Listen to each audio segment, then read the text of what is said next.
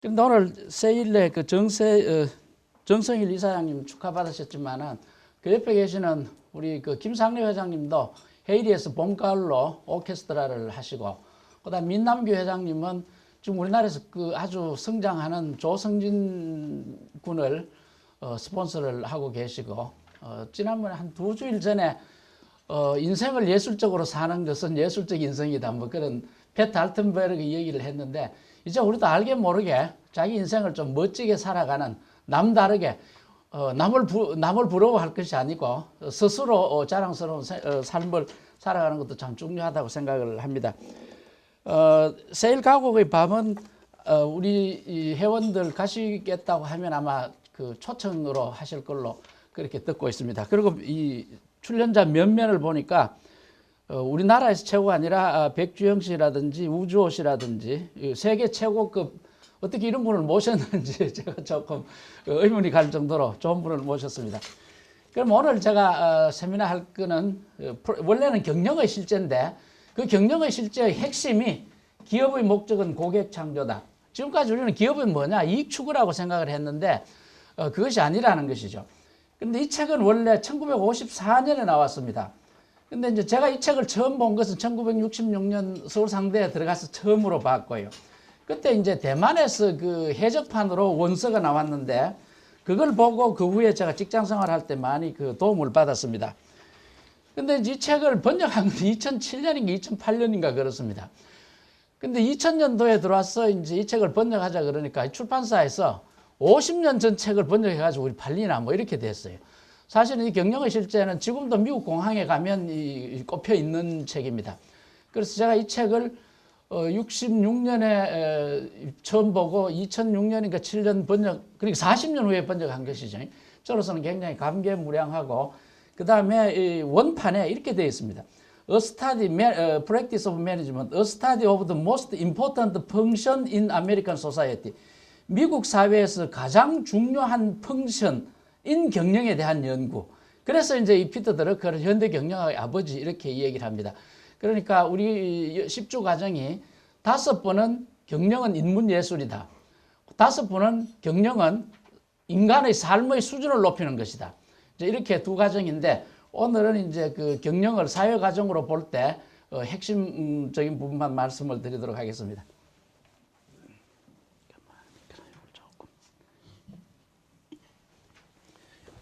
그럼 준비한 자료를 중심으로 말씀드리겠습니다.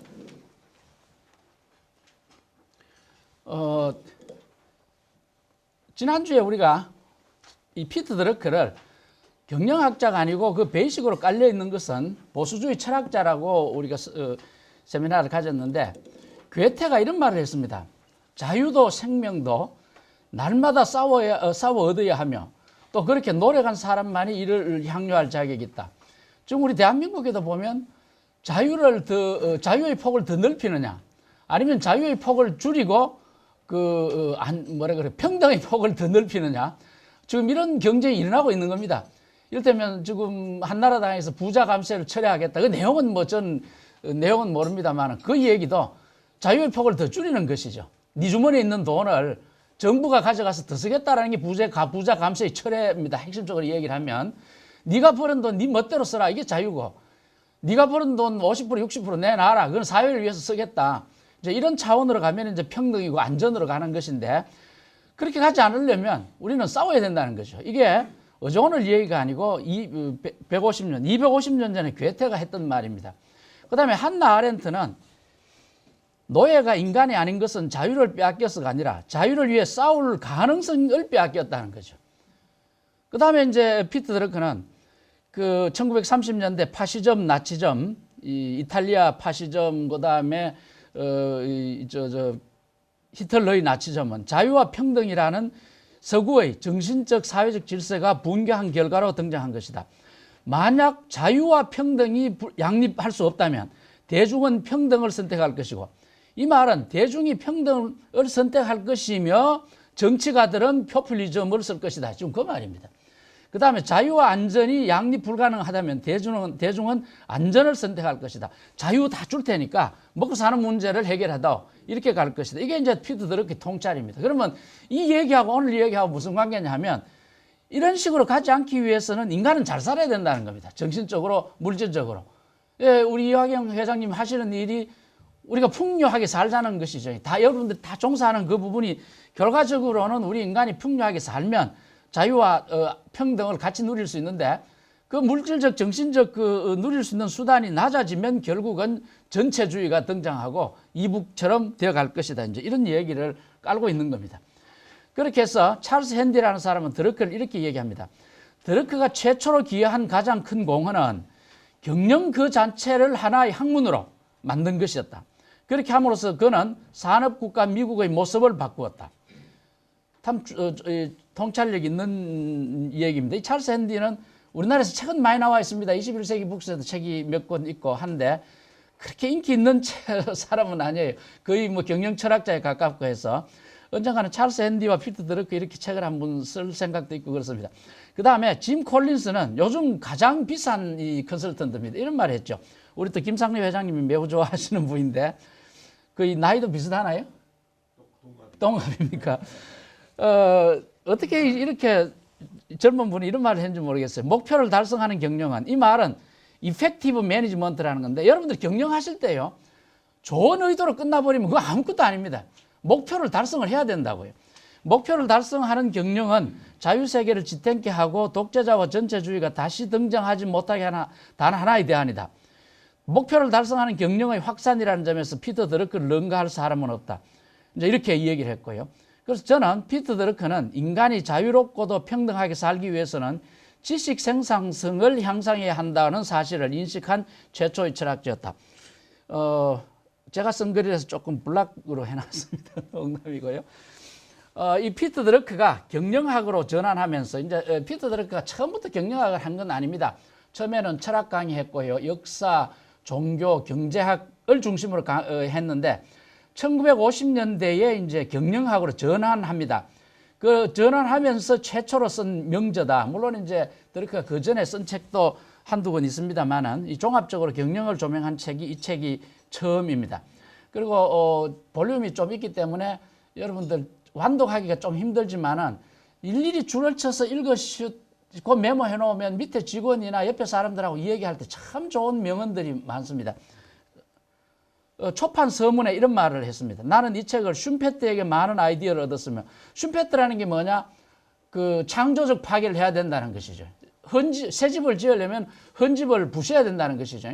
그렇다고 해서 그것이 혁신이나 그 혁명을 하자는 얘기하고는 전혀 다르고요. 그 다음에 조직 이론에서 인간은 일을 하려고 하지 않는다라고 하는 이론이 X 이론입니다. Y 이론이라는 건 인간은 조건이 주어지면 일을 하려는 의지가 있다는 게 Y 이론이고요. 그러니까 무조건 X 이론이 좋고 무조건 Y 이론이 좋은 건 아닙니다. 감옥에 있는 사람한테 Y 이론을 어떻게 적용하겠습니까? 그리고 여러분들 부하들한테 어떻게 또 X 이론을 적용하겠습니까? 다 일을 하고자 하는 그런 생각 때문에 모여 있는 조직인데, 그렇게 해서 이제 그전에는 이 조직에 있는 사람은 일을 하지 않으려고 하니까 이런 일을 시켜야 된다는 이론이었는데 그걸 타당하지 않다는 입장이다. 그리고 앞선 많은 지적 선배들이 문헌을 참고했다. 그들은 누가 옳은가가 아니라, 이게 참 리더십에서 중요한 얘기죠. 누가 옳은 것이 아니라 무엇이 옳은가를 판단 기준으로 삼았다. 이거 밑에 부하 직원들, 이뻐하는 직원이 잘못하면 좀 봐주고 싶고, 미운 친구가 좋은 것을 올려도 뭐 좀 싫어하고 그런 게 있습니다. 그런 심리가 틀렸다라는 얘기고, 옛날에 그 그리스 로마 시대는 아름다움을 추구했기 때문에 어떤 여자가 잘못해서 재판을 하게 되면 재판관이 이렇게 얘기했대요. 저렇게 아름다운 아가씨가 죄를 지었을 리 없어. 이렇게 방면했대요. 그 다음에 이제 지금도 이 책이 많이 팔립니다. 근데 이제 85년에 이제 이 정보판이 아니고 아마 이 출판사를 바꿨는지 서문을 하나 더 쓰는데 이런 말을 합니다. 이 책은, 그리고 54년에 썼으니까 30년 후에 이 책은 경영학을 배우는 학생들, 경영자가 되고자 하는 젊은 사원들, 그리고 연륜이 쌓인 경영자들이 여전히 기초 서적으로 간주하는 바로 그 책이다. 제가 이 자료를 다시 만들면서 봤는데 정말로 점점 더 제가 대학교 때 그저 기업은 서비스다, 포드의 이 얘기가 맞느냐, 친구들하고 이 얘기했던 그때 하고, 직장 생활할 때는 여기에 있는 아이디어를 골라가지고 무슨 그 기획 아이디어를 짰던 것하고, 지금 오늘처럼 세미나를 위해서 이제 조금 차원 높은 자료를 뽑을 때 이 본 것하고 정말로 달라요. 그래서 세계 최대의 은행 중에 하나인 이 시티뱅크의 그 월트 리스턴이라는 사람이 늘 자기 부하한테 이런 말을 했대요. 경영서적 중에 하나를 읽는다면 Practice of Management를 읽어라. 그리고 이 책이 30년간 그 당시에 벌써 살아 있었으니까 이 책은 종합적이면서 이해하기 쉽고 또한 읽기 쉽도록 균형을 유지하고 있기 때문에, 그리고 경영 현장의 실무자들과 기업뿐만 아니라 공공기관에서 경영자가 되려는 사람들이 선호하는 책이 된 것은 이런 균형 감각 때문이라고 생각한다. 이건 이제 드러크 자신의 말입니다. 그런데 이제 이 드러크의 그 참 좋은 인간성이, 사실 제가 이렇게 논문을 쓸 때 그 이 논문의 원저자가 누구다라는 걸 다 밝혀야 되는데, 우리 강미현 교수님도 잘 아시겠지만 이 출처를 다 밝혀야 되는데 안 밝히는 경우가 상당히 많습니다. 남을 이래 안 올리기 위해서. 물론 이제 그 지면상 한계가 있는데, 이 드러크 교수는 자기 후배들이 했거나 선배들이 했던 걸 다 이렇게 인용을 하고 있어요. 그런데 그 드러크 후배 교수가 드러크 인용하는 건 잘 못 보겠어요. 그게 아마 인간성의 차이가 아닌가. 이 드러크 교수를 만나면요, 그 우리 집사람하고 우리 가족들이 같이 갔는데 꼭 몇 명이 오느냐고 물어요. 그래 뭐 가족하고 5명이다 그러면 그 다음에 드레스는 어떻게 입고 오느냐, 넥타이를 드레스업 했다 그러면 자기도 꼭 넥타이 메고 오고, 또 사람도 계약을 좋은 자리에다가 이제 점심 먹도록 이렇게 예약을 해놓고, 친구하고 그냥 둘이 캐주얼하게 왔다 그러면 또 자기도 캐주얼한 옷으로, 그러니까 또 만나면 그 이제 가족 안부 꼭 묻고 이제 이런 분이었어요. 그래서 이제 1911년에 프레데릭 테일러의 과학적 관리법이 이 경영학에서는 정말로 최초의 책입니다. 이 책은 우리 그 21세기 북스에서 정말로 안 팔릴 책인데, 1911년 책인데 작년엔가 번역을 출판을 했어요. 그래서 이 책을 제가 부원장님한테 졸업 그 선물로 다 드리자 지금 말씀을 그래 드려놓고 있습니다. 1916년에 앙리 페요리 이런 책을 썼고요. 엘턴 메이어가 인간관계론이라는 책을 38년에 씁니다. 그래서 45년에도 썼고요. 그 다음에 38년에 이 체스트 C.I. 바나드라는 그 벨 텔레폰 사장이었는데, 경영자가 해야 할 일이 뭐냐, 이것에 이제 관해서 쓴 책이 있습니다. 이것도 이제 21세기 북스에서 아마 재정적으로는 생각하지 않고 번역이 되어 있는 게 있고요. 41년에 메리 파커 폴레트라는 여자 경영자인데 정말로 잘 쓴 책인데 우리나라에서는 지금 번역이 못 되고 있습니다. 그 다음에 이제 46년에 드러크가 기업의 개념이라고, 이거는 GM을 컨설팅한 책입니다. 그런데 이제 GM에서는 이 책을 외면을 하죠. 대신에 이제 이 책을 일본에서 많이 넓게 알려지고, 미국 기업 사회에서는 많이 널리 알려진 책입니다. 그러나 이런 책들보다는 Practice of Management, 자기가 쓴 책이 이 전반적인 보편적인 분야를 다 커버했다, 이제 이렇게 설명을 하고 있습니다. 이 책은 29장에서 결론까지 하면 30장쯤 되는데, 30장을 오늘 다 커버할 수는 없고요. 점을 찍은 것, 1장의 경영자의 역할, 4장의 시어즈 백화점 이야기, 이건 조금 배경으로 말씀을 드려야 됩니다. 그리고 기업이란 무엇이냐, 우리가 하는 사업은 무엇인가, 앞으로 무엇이 되어야 하는가. 오늘 드린 그 자료는 여러분들 앞으로 매뉴얼로 쓰시면 참 좋지 싶습니다. 그 다음에 기업의 목표는 무엇이냐, 내일의 결과를 위해서 오늘 내려야 할 결정은, 이 드러크라는 사람은 보수주의 철학자이지만은 점진적인 보수주의 철학자입니다. 그러니까 보수주의라는 것은 과거로 돌아가자는 것이 아니고 앞으로 가는 보수주의입니다. 그러니까 부셔진 1차 대전, 2차 대전 전전으로 가자는 것이 아니고 새로운 것을 만들어내자라는 것을 얘기하는 겁니다. 그러나 과거를 파견하지 말자라는 것이죠. 그래서 내일의 결과는 오늘 결정을 한다는 것이죠. 그 다음에 11장 목표 관리, 이 드러크의 공헌 중에 하나가 MBO죠. Management by Objective. 그리고 그 뒤에는 이제 자기 관리라는 말이 들어 있습니다. 그러니까 목표 관리는, 매니지먼트라는 거는 목표도 관리해야 되지만은 자기 통제도 있어야 된다라고 얘기를 하는 겁니다. 그 줄여서 우리가 그냥 목표 관리라고 얘기합니다. 그리고 여러분들 회사에서 이 회사는 내가 더 키워야 되고, 이 회사가 크면서 나도 큰다라고 하는 그런 조직 정신에 대해서 설명을 합니다. 그 다음에는 27장으로 경영자와 그의 과업, 여기까지만 오늘 커버를 하겠습니다. 나머지는 진짜 정말로 참 좋은 부분이 많으니까 여러분들 그 드린 책에서 한번 보시면 좋겠고요. 그럼 경영자의 역할이란 무엇인가 한번 보겠습니다. 아주 그 다른 얘기를 하고 있습니다. 경영자의 역할은 부를 창조하여 인간의 소비 수준을 향상하는 것이다. 아닙니까? 그러니까 우리는 경영자라고 하는 건 뭐냐? 스탁옵션을 많이 받아가지고 돈을 많이 버는 사람이다. 이렇게 인식하기 참 쉽습니다. 그건 결과죠. 그러나 경영자가 하는 일이라는 것은 사회적인 부를 맡아 있는 겁니다. 여기 김상립 회장님, 사회의 부를 자기가 활용하고 있는 겁니다. 민남규 회장님, 그 다음에 뭡니까? 우리 저 뒤에 우리 선인 모터스나 모두 다 사회가 가진 부를 누군가 나한테 맡겨진 그걸 가지고 이제 활동을 해서 새로운 부를 창출하는 거다라는 것이죠. 그게 밑에 영어로 이제 있고요. 그래서 경영자의 리더십이 없이는 모든 생산 요소는 단지 자원 그 자체로서 머무를 따릅니다. 1800년대 중반에 텍사스에 또는 펜실베이니아에 석유가 나왔을 때 경영자라는 사람이 없었으면 그 석유라는 것은 농부들에게는 아주 귀찮은 없애버려야 할 것이었습니다. 근데 경영자가 등장해서 이것을 가지고 고래기름 대신에 등유를 만들 수 있겠다라는 생각을 함으로써 그것이 부를 창출하는 자원이 되어버린 것이죠. 그래서 자유경제체제 하에서는 경영자의 자질과 능력이 그 조직의 성공과 생존 그 자체를 결정한다. 이것으로 내가 새로운 부를 어떻게 창출할 것인가 라는 능력을 가진, 그러니까 지금도 알게 모르게 여러분들이 하시는 일 중에 과거의 것을 바탕으로 좀 더 새로운 것을 더 만들어낸다고요. 이제 이런 것이 경영자의 자질이라는 것이죠. 그래서 경영자의 자질과 능력이야말로 자유 경제 체제를 확보할 수 있는 효과 우위이기 때문에 효과 우위가 된다는 것이죠. 효과 우위라는 것은 우리 경제학에서 뭡니까? 무역에서 얘기하는 컴페티티브 어드밴티지하고 같은 겁니다. 경쟁 우위하고 같은 얘기입니다. 여기서는 이제 효과 우위라고 표현을 했네요. 그 다음에 이제 부의 창출이라는 것은 무엇이냐 하면, 어젠가 그저께 뉴스에 최초로 우리나라 쌀 생산이 줄었다고 얘기를 합니다.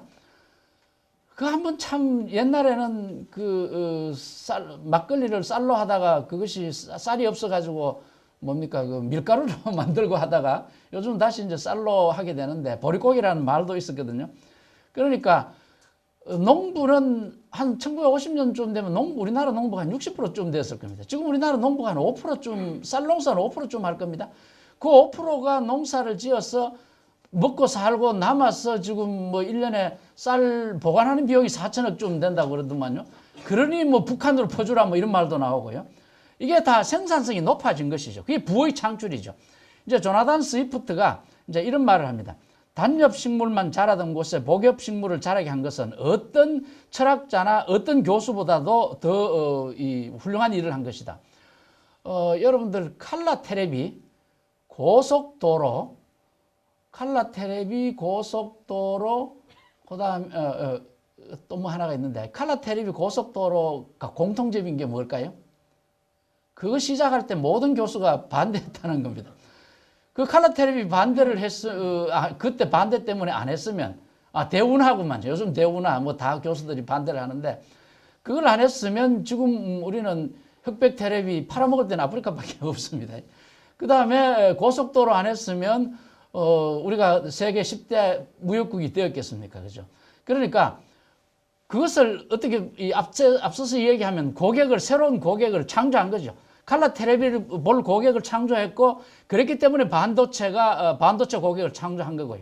그 다음에 이 드러크의 아이디어는 슈페트에서 나왔지만 슈페트보다 한 단계 더 앞선 사람이 장 바티스트 세인데, 장 바티스트 세인은 이렇게 얘기했습니다. 공급이 수요를 창조한다. 그러니까 지금 우리가 고속도로가 필요하냐가 아니고 고속도로 때문에 새로운 수요가 생긴다는 것이죠. 수요가 공급을 창조한다가 아니고, 그것도 맞습니다. 공급이 수요를 한다라는 그 말을 피터 드러크까지 내려오는 겁니다. 그 다음에 이제 이 드러크는 반유물론적인데, 이 칼 마르크스는 정신이라는 거는 없다고 보는 겁니다. 모두가 이제 물질적 작용이고요. 여러분들 머릿속의 사유현상도 고도한 그 뇌의 물질적 그 소산이지 이 인식은 뇌에 의한 사물 현상의 반영이지 정신적인 판단이 아니라고 본 거죠. 근데 이제 피터 드러커는 우선 물질적으로 잘 살아야만 정신적으로도 잘 산다라고 생각을 한 것이죠. 여기에서 이제 피터 드러커와 칼 마르크스의 그 분리점이 보여지는 겁니다. 마르크스는 종교는 아편이라고 주장했고요. 피터 드러커는 유태인 출신이지만은 성공회 영국 국교회 신자고요. 아주 저하고 이야기할 때는 종교에 관한 이야기는 거의 안 했습니다만 아주 독실한 신자고 드러커의 책을 관통하는데 중간중간에 그 성경 이야기는 정말로 그 압권인 이야기들이 참 많습니다. 그 다음에 결론은 지금 이 장의 결론은 경영자는 자원을 생산적으로 변환시켜 부를 창조하는 사람이다. 따라서 경제 발전의 기관차이다.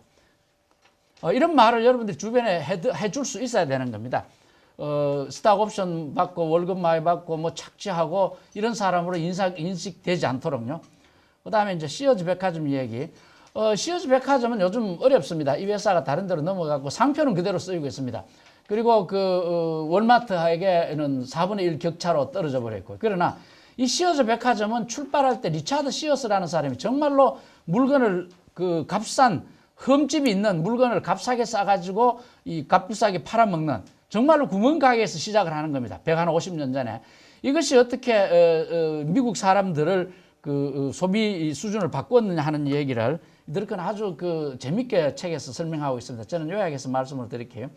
1886년에 리처드 시어스가 이 사람은 이제 철도 역무원이었습니다. 그러니까 철도 따라다니면서 이 철도역에서 싼 물건 있으면 사가지고 또 다른 철도에 가서 철도역에서 이제 이렇게 팔아버리고 그냥 철도 역무원이면서 이제 사이드 잡을 했죠. 이제 그러던 사람이 그러면 이제 내가 사업을 하려면 무엇을 해야 될 것인가? 첫째, 무엇을 팔 것인가? 머천다이징이 필요했을 거고요. 그 다음에 이 기차를 타고 다니면서 시카고에서 이 오하이오 이 시골 쪽으로 가니까 농부들이 대도시로 나와서 쇼핑할 시간이 없으니까 우편 주문 카탈로그를 만들어야 되겠다. 미국에서 제일 많이 팔리는 책이 성경하고 시어스 백화점의 카탈로그고 뭐 그런 말이 있었습니다. 그 당시에. 그 다음에 이제 물건을 그 당시에는 물건을 하자가 있으면 네가 잘못 샀다.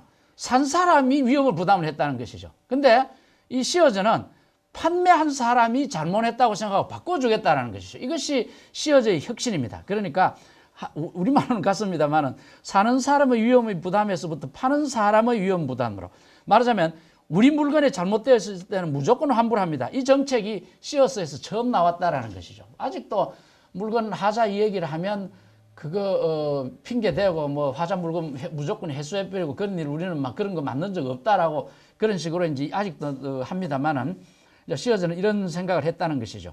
그리고 이제 여러 가지 물건을 만들어야 되기 때문에 이 대규모 주문을 빠르게 취급할 수 있는 시스템을 만들어야 되겠다.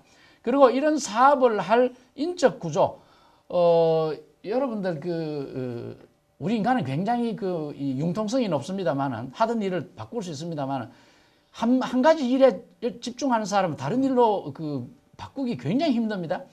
요즘 인터넷으로 일을 하시는데 특히 이제 ERP 같은 거 하실 때 보면 그 프로그램이 아밥이라는 그 프로그램을 씁니다.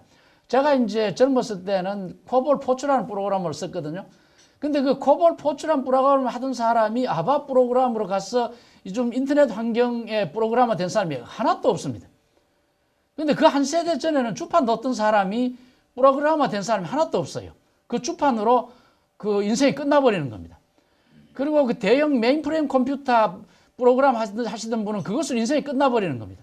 근데 그 사람들이 그 기획실에 있었던 그 격리에 있었던 사람이 새롭게 되지 않는다는 것이죠. 그러니까 늘 농사 짓던 사람, 그리고 물건을 생산하던 사람이 유통에서 일할 사람들을 쉽게 이렇게 훈련을 못 시켰다는 것이죠.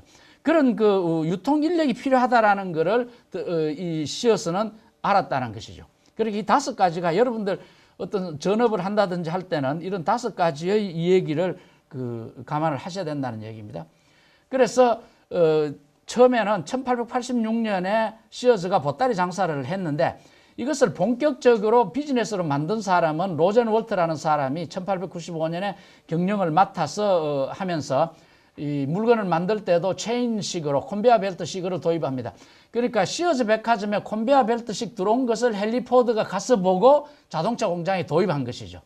그러니까 제가 지금 말씀드리는 것은 어떤 사업부의 아이디어는 그 회사에서 나오는 게 아니고 다른 분야에서 나오는 것이 굉장히 많다는 것이죠. 여러분들 정육점을 지금 생각하시면 그 소고기나 돼지고기를 이렇게 쇠고리에 걸어가지고 이렇게 컨베어 벨트 돌아가잖아요. 그 아이디어가 미국에서는 소총 만드는 아이디어로 이렇게 변신하고 그렇습니다. 그래서 내가 하는 분야에만 열심히 하면 된다가 아니고 내가 하는 분야의 도전되는 기술은 다른 분야에서 나오고 내가 응용할 수 있는 분야는 다른 데서 나온다는 것을 인식하셔야 되는 것이죠. 그 다음에 시어스의 두 번째 국면은 1920년대에 로버트 E. 우드라는 사람이 이제 1860년대, 70년대에 그 미국의 남북 전쟁이 일어났을 때 병참 장군이었던 사람을 시어즈에 참여하게 합니다. 그러니까 이때부터 이제 시어즈의 시장이 농촌 시장에서부터 도시 시장으로 서서 바뀌면서 줄리우스 로젠발트 하는 게 이제 독일어식이고요. 영어로 하면 로젠 월트가 하던 방식으로 안 된다고 해서 이제 새로운 그 시대에 맞는 그 경영자가 들어오는 것이죠. 그리고 이제 그 퍼블릭 릴레이션이 이제 중요하다는 걸 알게 되고요. 그 다음에 시어스는 농부들의 친구다라는 것을 이제 강력히 심어 주다가 이 자동차가 생기면서 자동차를 가진 농부들이 이제 대도시에서 물건을 사가지고 들어가는 이런 이제 멋을 부리는 시대로 이제 바뀌게 됩니다. 이때 이제 이 로버트 우드가 이제 이 활동을 하고요. 그 다음에는 이제 물론 이제 연령도 많았겠죠. 1954년에는 이제 하우즈라는 사람이 들어왔고요. 지금 우리나라 백화점은 지금도 굉장히 번창합니다. 롯데호텔이나 신세계 백화점, 신세계나 롯데백화점 쇼핑 세일할 때는 그 근처 일대가 다 막히죠. 우리나라는 아직도 그렇습니다만은 미국에는 백화점이 굉장히 힘듭니다. 왜냐하면 도심으로 들어오는 차가 막히고 백화점에 차를 대놓을 수가 없습니다. 그러니까 거꾸로 이 백화점이 교외로 나가는 시대가 되어버리는 겁니다. 그러니까 시어스가 처음 백화점을 할 때는 농부들이 자동차가 없었기 때문에 이제 우편 주문을 했고, 그 다음에 농부들이 자동차를 사가지고 백화점으로 나오다가 백화점에 나와서 쇼핑하는 것이 어려우니까 이제 백화점이 어려워지고요. 그 다음에 이 백화점들은 소비 수준이 낮고 소득 수준이 낮은 사람이 소비 수준이 높아지면 백화점으로 당연히 올 거라고 생각했는데, 당연히 백화점으로 올 주부들이 직장 생활을 하면서 백화점으로 나올 시간이 없어져 버린 겁니다. 그래서 이제 교외의 그 마트가 이제 성장을 하게 되고요.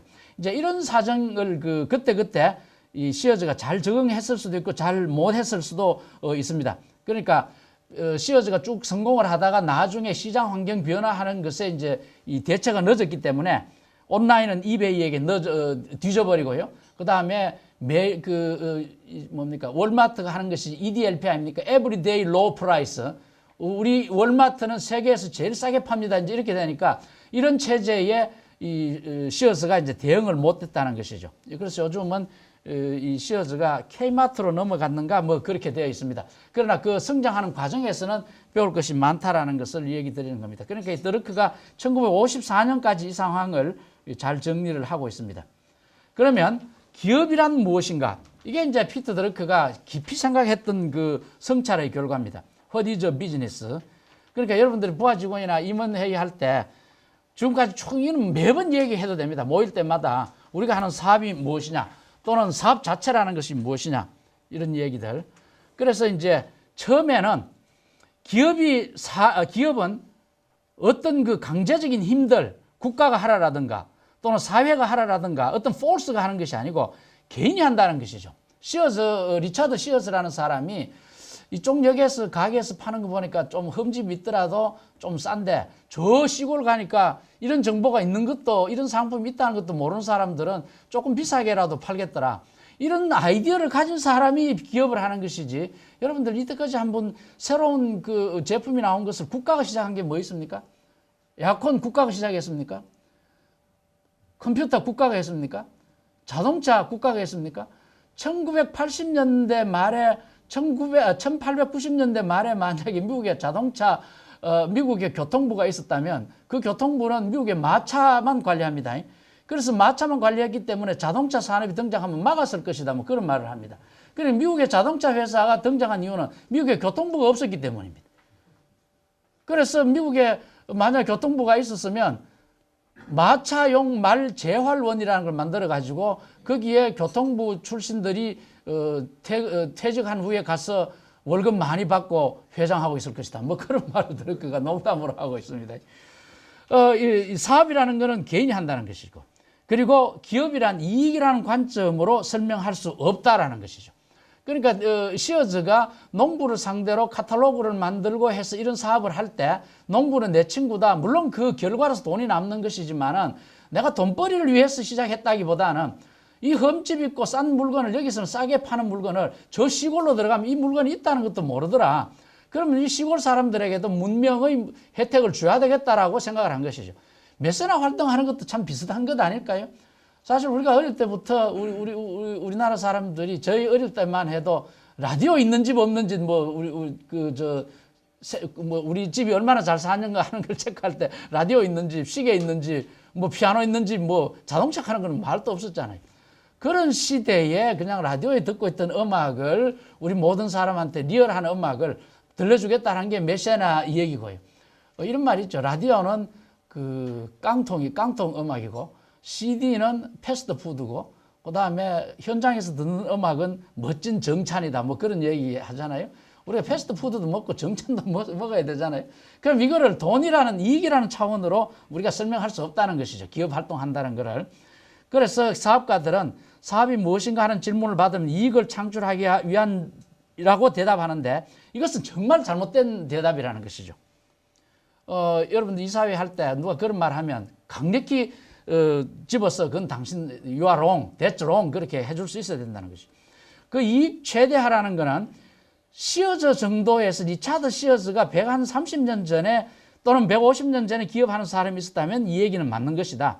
그러나 물론 이제 이익과 수익성이 중요하지 않다는 얘기는 아니지만은 그것이 목표가 될 수는 없다라는 것이죠. 그리고 신부나 천사나 또는 공산당 그 운영위원회에 맡겨도 이익은 내야 되고 그 이익이 있어야 이 수리도 하고 또 내년에도 일을 할 수가 있는 것이죠. 그러나 경제 활동을 하기에 충분한 그 위험을 보상할 정도로만 확보가 되면 그 다음에 나머지는 손실을 회피하는 것이지 이익 자체가 목표가 아니라는 것이죠. 그리고 애당초에 이익이라는 개념이 있었는지 의심스럽다. 이 피터 드러커의 원래 백그라운드는 경제학입니다. 그래서 아담 스미스가 처음 이 경제학이라는 걸 만들 때 사업을 하고 나서 조금 이익이 남았는데 그 사업을 그만두면 그건 이익입니다. 그런데 내년에도 사업을 한다면 내년을 위한 투자 비용이거든요. 그런데 이거를 뭐라고 설명해야 될지 몰라서 이익이라는 말로 프로피트라는 말로 만들었다는 것이죠. 그래서 그것을 동기라고 한다면 그 기업을 하는 동기가 이익을 위해서 추구한다는 것은 나쁜 것을 넘어서 해를 끼친다는 것이죠. 그래서 기업은 이익을 위해서 한다는 그 말이 퍼지면서 일반 사람들이 저 사람들은 이익을 추구하는구나. 그 말은 우리 주머니에 있는 돈을 뺏어가는 사람이로구나 라고 인식을 시켰기 때문에 반기업 정서, 반이익 정서를 널리 알려버렸다는 것이죠. 그러니까 드러커 이전에 기업을 하는 사람들이 왜 너 장사를 하느냐? 돈 벌기 위해서 한다. 라는 말을 했기 때문에 그 후의 자본주의 오늘날도 기업인들은 이익만 노린다라고 하는 반기업 정서, 반이익 정서가 널리 확산된 이유다. 물론 그 이외에 성경에도 보면 이 성전 앞에서 장사하는 사람들 예수님이 그 좌판 뒤집고 하는 얘기가 나오죠. 그러니까 그거는 이제 이 세상에서 평등하게 잘 살아야 된다라고 하는 그것의 이제 표현인데 그 후에 기업의 목표는 profit motive, 이익 동기라는 그 말 때문에 반이익 정서라는 걸 생기게 한 원인이다라는 걸 설명하는 겁니다. 그래서 기업이라는 것은 지금 제가 어릴 때 대구에서 제일 잘 사는 사람, 부러웠던 사람이 연탄공장 사장입니다. 지금 연탄공장이 없어졌다고요? 왜 없어졌느냐? 이익이 안 나서 없어졌다. 맞는 얘기죠. 왜 이익이 없어졌느냐? 고객이 없으니까요. 그러니까 여러분들이 무슨 사업을 하든지 간에 그 사업에 고객이 없다면 노 비즈니스지. 노 세일즈, 노 비즈니스고 노 비즈니스, 노 프로피트 뭐 이렇게 간다고요. 그러니까 기업의 목적은 단 하나다. To create a customer. 신제품이든지 옛날 제품이든지 옛날 제품을 가지고 고객을 끊임없이 창출할 수 있습니다. 향수 제품들 많죠. 뭡니까 새우깡 같은 것도 그렇고요. 그다음 오징어 깡이니까 오징어 새우깡이 오징어 땅콩.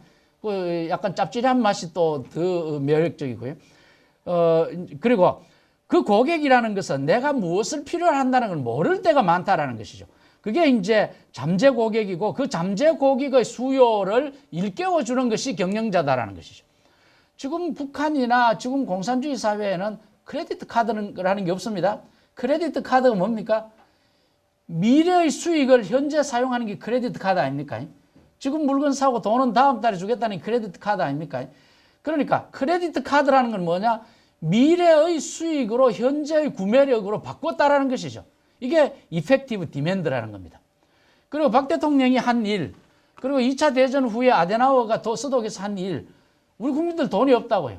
그럼 어떻게 하느냐? 돈을 준다고요. 그런데 돈을 왜 주느냐 하면 그냥 있는 사람 돈 주는 게 아니고 일을 시키는 거죠. 그 일이 뭐냐? 고속도로였죠. 그런데 그 대운하를 지금 그렇게든지 해석을 해서 하는데 대운하 시스템하고는 좀 다르죠. 그러니까 왜 집에서 놉니까? 일이 없습니다.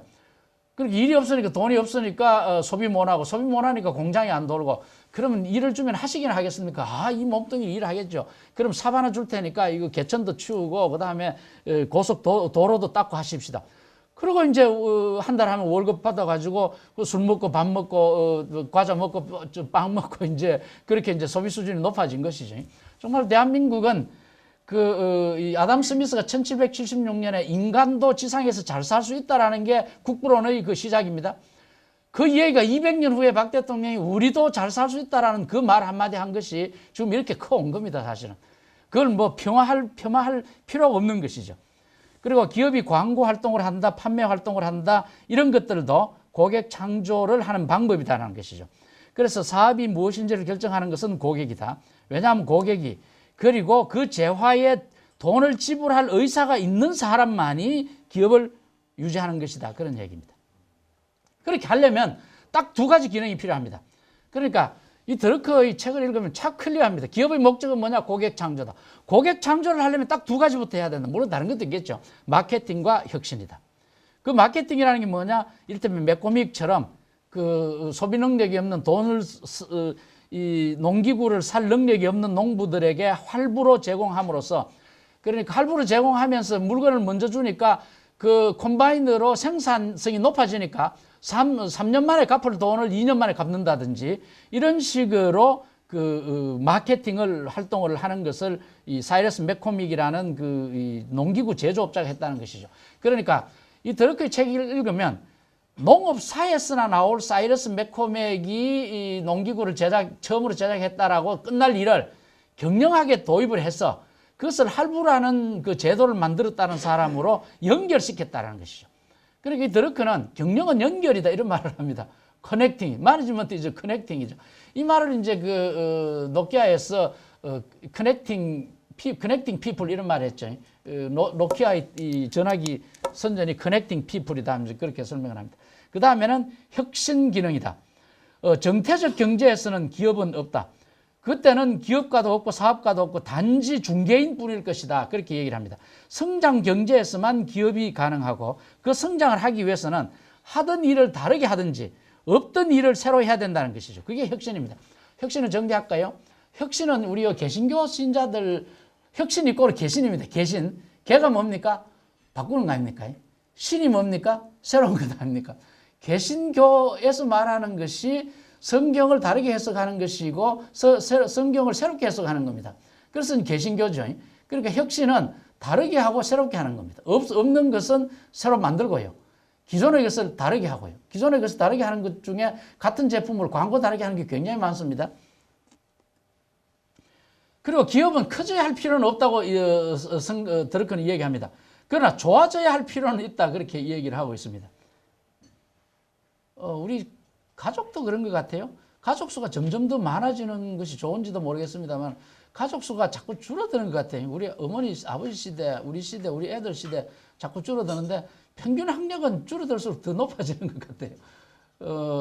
그러니까 그저 난자리에서 농사 짓고 죽는 그 인력하고 머리에 든 지식으로 전 세계를 이번에 G20 할 때 그 우리나라 사람들이 거기 통역관으로 붙고 그 동시 바이링구얼 하면서 진행하는 사람 인력들 한번 보십시오. 그래 키워놓기 위해서 우리가 투자를 얼마나 많이 했겠습니까? 그거를 요즘 30, 40대 젊은 부부들이 알고 애 많이 낳는 대신에 하나 참 잘 키워가지고 네가 20, 30년 후에는 한국에서 G20가 아니라 뭐 G20를 영국이나 저 뉴질랜드에 살 때 네가 가야 된다. 뭐 그런 생각을 하고 키우고 있는지도 모르죠. 슈페트가 혁신을 5가지로 분류를 했습니다. 신제품, 신시장, 신원재료, 신생산 방식, 신조직 방법. 그러니까 신시장 개척이라고 이것이 이제 블루오션인데 이 김희찬 씨가 이제 신시장 개척을 블루오션이라는 말을 바꿔가지고 아주 유행을 시켰죠. 근데 요즘 블루오션 얘기가 죽어버렸죠. 이때 벌써 드러크는 그 매니지먼트 패드다. 그저 한때 지나가는 경영 용어다. 그러니까 이 드러크 책을 읽으면 어떤 것이 한순간에 지나가는 그 유행으로 끝날 것인지 어떤 것은 트렌드로 계속 갈 것인지 이걸 파악한다는 것이죠. 그래서 일반 사람들은 이게 트렌드라는 걸 모르고 있을 때 드러크는 이건 트렌드가 된다라는 거를 이 얘기를 했다는 것이죠. 요거는 여러분들 읽어보시는 걸로 하고요. 그래서 이제 생산성을 높이는, 혁신을 해서 생산성을 높이는 데는 4가지가 있다고 정리를 합니다. 하나는 시간을 어떻게 활용하느냐. 여러분들 지금 여기 사실 이 프로그램은 뿌띠급 프로그램입니다. 대중 강연이 아니고요. 아주 한 사람 1인당 내는 비용도 비싸고요. 그 다음에 정말로 그 수준을 갖춘 분들이 이제 공부를 하는 건 뿌띠급인데, 흔히 우리 라이프 스타일이라는 말을 참 자주 합니다. 라이프 스타일. 내가 어떻게 사느냐 하는데 요즘 타임 스타일이 더 중요합니다. 24시간 중에 4시간을 어떻게 쓰느냐 이런 얘기죠. 쓸데없는 곳에 4시간을 안 써야 되는 것이죠. 우리 인간 모두에게 똑같은 조건 하나 있다면 하루 24시간밖에 없는 겁니다. 잘 사는 사람, 못 사는 사람 똑같은 겁니다. 근데 그거를 어떻게 내가 멋지게 사느냐 하는 거는 시간을 어떻게 사용하는 거하고 같거든요.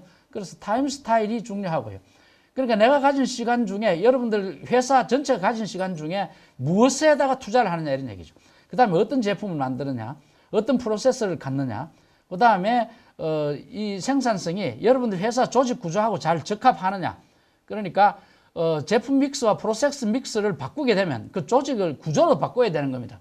그 조직 구조 바꾸는 것이 한 5, 6년, 7, 8년 전에 리엔지니어링 또는 리스트럭처링 이런 말로 이제 얘기됐죠.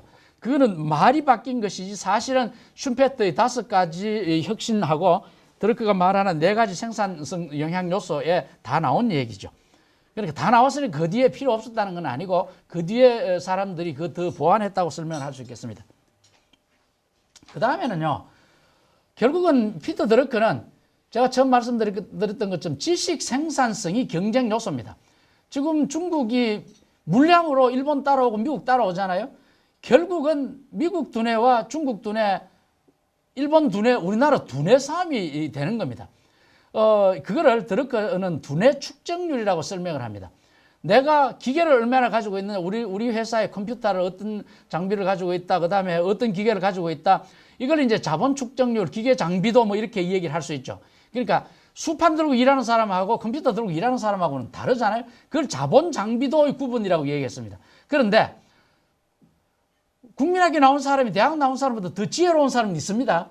그러나 국민학교 나온 사람 데리고 일하는 사람하고 대학교 나온 사람 일하는 사람하고는 브레인 포메이션은 다른 것이죠. 그래서 어떤 일을 할 때 수준 낮은 사람을 데리고 와서 교육시키기를 하기보다는 수준 높은 사람 처음부터 데리고 와야 된다는 것이죠.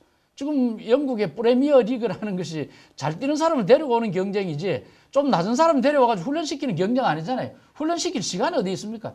지금 그 이성엽이도 이제 뭐 방출된다고 그러잖아요.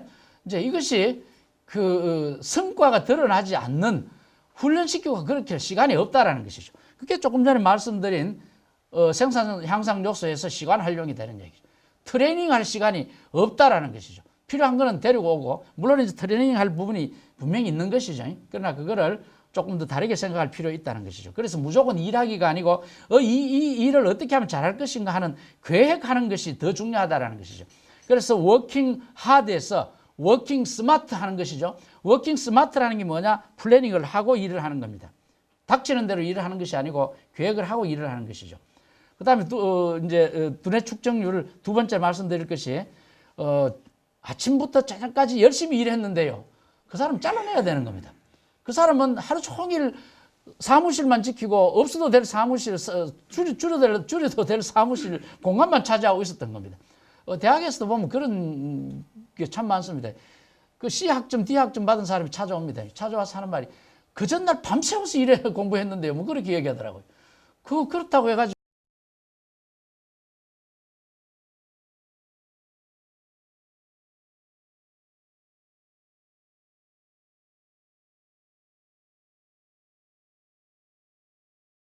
워킹 스마트 누가 더 현명하게 일하게 하느냐, 두뇌를 쓰느냐 하는 식으로 가야 된다는 것이죠. 그 다음에 이익의 기능이라는 것은 첫째, 이익은 원인이 아니고 결과다. 그리고 이익을 얻기 위해서는 위험이 따른다. 그리고 이익은 세금을 내기 위해서다. 세금 내기 위한다라는 것이 이 드러크의 그 책, 경영의 실제 끝에 굉장히 중요한 말을 합니다. 경영자의 수준이 높아져야 국방에도 기여할 수 있다, 이런 얘기를 합니다. 그러니까 대한민국이 지금 외부 침략, 북한이나 중국의 침입을 이겨내려면 경영자의 수준이 높아서 군 장비의 생산성도 높여야 되고, 세금을 낸다는 것 중에 우리가 내는 세금 중에 몇 프로가 국방비입니까? 거의 한 20%? 잘 모르겠습니다. 복지비는 얼마 될까요? 28% 가거든요. 그러니까 기업 활동이라는 것은 국가를 방위하는 목적도 있다라는 것이죠. 왜? 우리가 낸 세금 중에 국방비가 들어가니까요. 그것으로 무기도 사고 60만 대군을 유지를 한다고요. 군인이라는 일하는 사람 아니잖아요. 소비계층이잖아요. 그 소비계층을 먹이 살리는 건 뭐냐? 세금이라고요. 우리가 내는 세금이라고요. 내 앞에 내가 이제 줄을 서가지고 있는데 경찰이 하나 사이에 끼더라고요. 약간 픽션인데, 그 경찰 아저씨 왜 그렇게 끼어드냐고. 공무 집행한다고. 줄 서라고. 왜 그러냐고. 우리가 낸 세금으로 당신 먹고 산다고. 내가 그랬어요. 그 얼굴이 벌개지더라고요. 지금 공무원이나 공공기에 일하는 사람들은 자기는 공복이니까 서비스하니까 앞서야 된다고 생각하지만, 우리가 그 사람들 먹여 살린다고요. 그 사람들 우리를 위해서 서비스를 해야 되는 사람이라고. 이런 생각을 드러크는 했다라는 것이죠. 그리고 이 드러크의 생각 중에는요, 기업 중에 망하는 기업들이 굉장히 많은데 그 망하는 기업의 이익을, 그 망하는 비용을 커버하기 위해서라도 살아남은 기업이 이익을 내야 된다는 것이죠. 그거 굉장히 가만히 한번 생각해 보십시오. 굉장히 중요한 생각입니다. 그리고 이익은 미래 사업의 확장을 위한 자본 준비를 위해서다. 그러니까 미래에도 사업을 하기 위해서 우리는 자본을 확보하기 위해서 이익을 내야 되는 것이지, 그 이익을 나 자신을 위해서 내는 것은 아니다라는 것이죠. 그래서 기업 경영을 한다라는 것은 뭐냐? 기업가 적이다. 앙트프르뉴어라는 것은 새로운 무엇을 한다는 것과 같은 얘기입니다. 혁신과 기업가 정신입니다. 기업가 정신을 가진 기업인들이라고 하는 것은 새롭고 하던 일을 다르게 하는 그런 방법을 꾸준히 생각하는 기업가다, 그런 얘기죠. 마케팅과 혁신을 통해 고객을 창조하는 행위인 기업 행동을 분석함으로써 대답할 수 있다. 기업을 경영한다는 것은 관료주의적인 과업도 아니고, 관료주의라는 것은 법에 의해서 진행하는 겁니다. 우리 김주원 부장판사님 계시지만은 법은요 아주 보수적입니다. 법에 없으면 재판을 못 하는 겁니다. 이번에도 신문에 한번 났죠. 그리고 강간은 뭐 이중으로 해야 판사님 어떻게 돼야 했죠.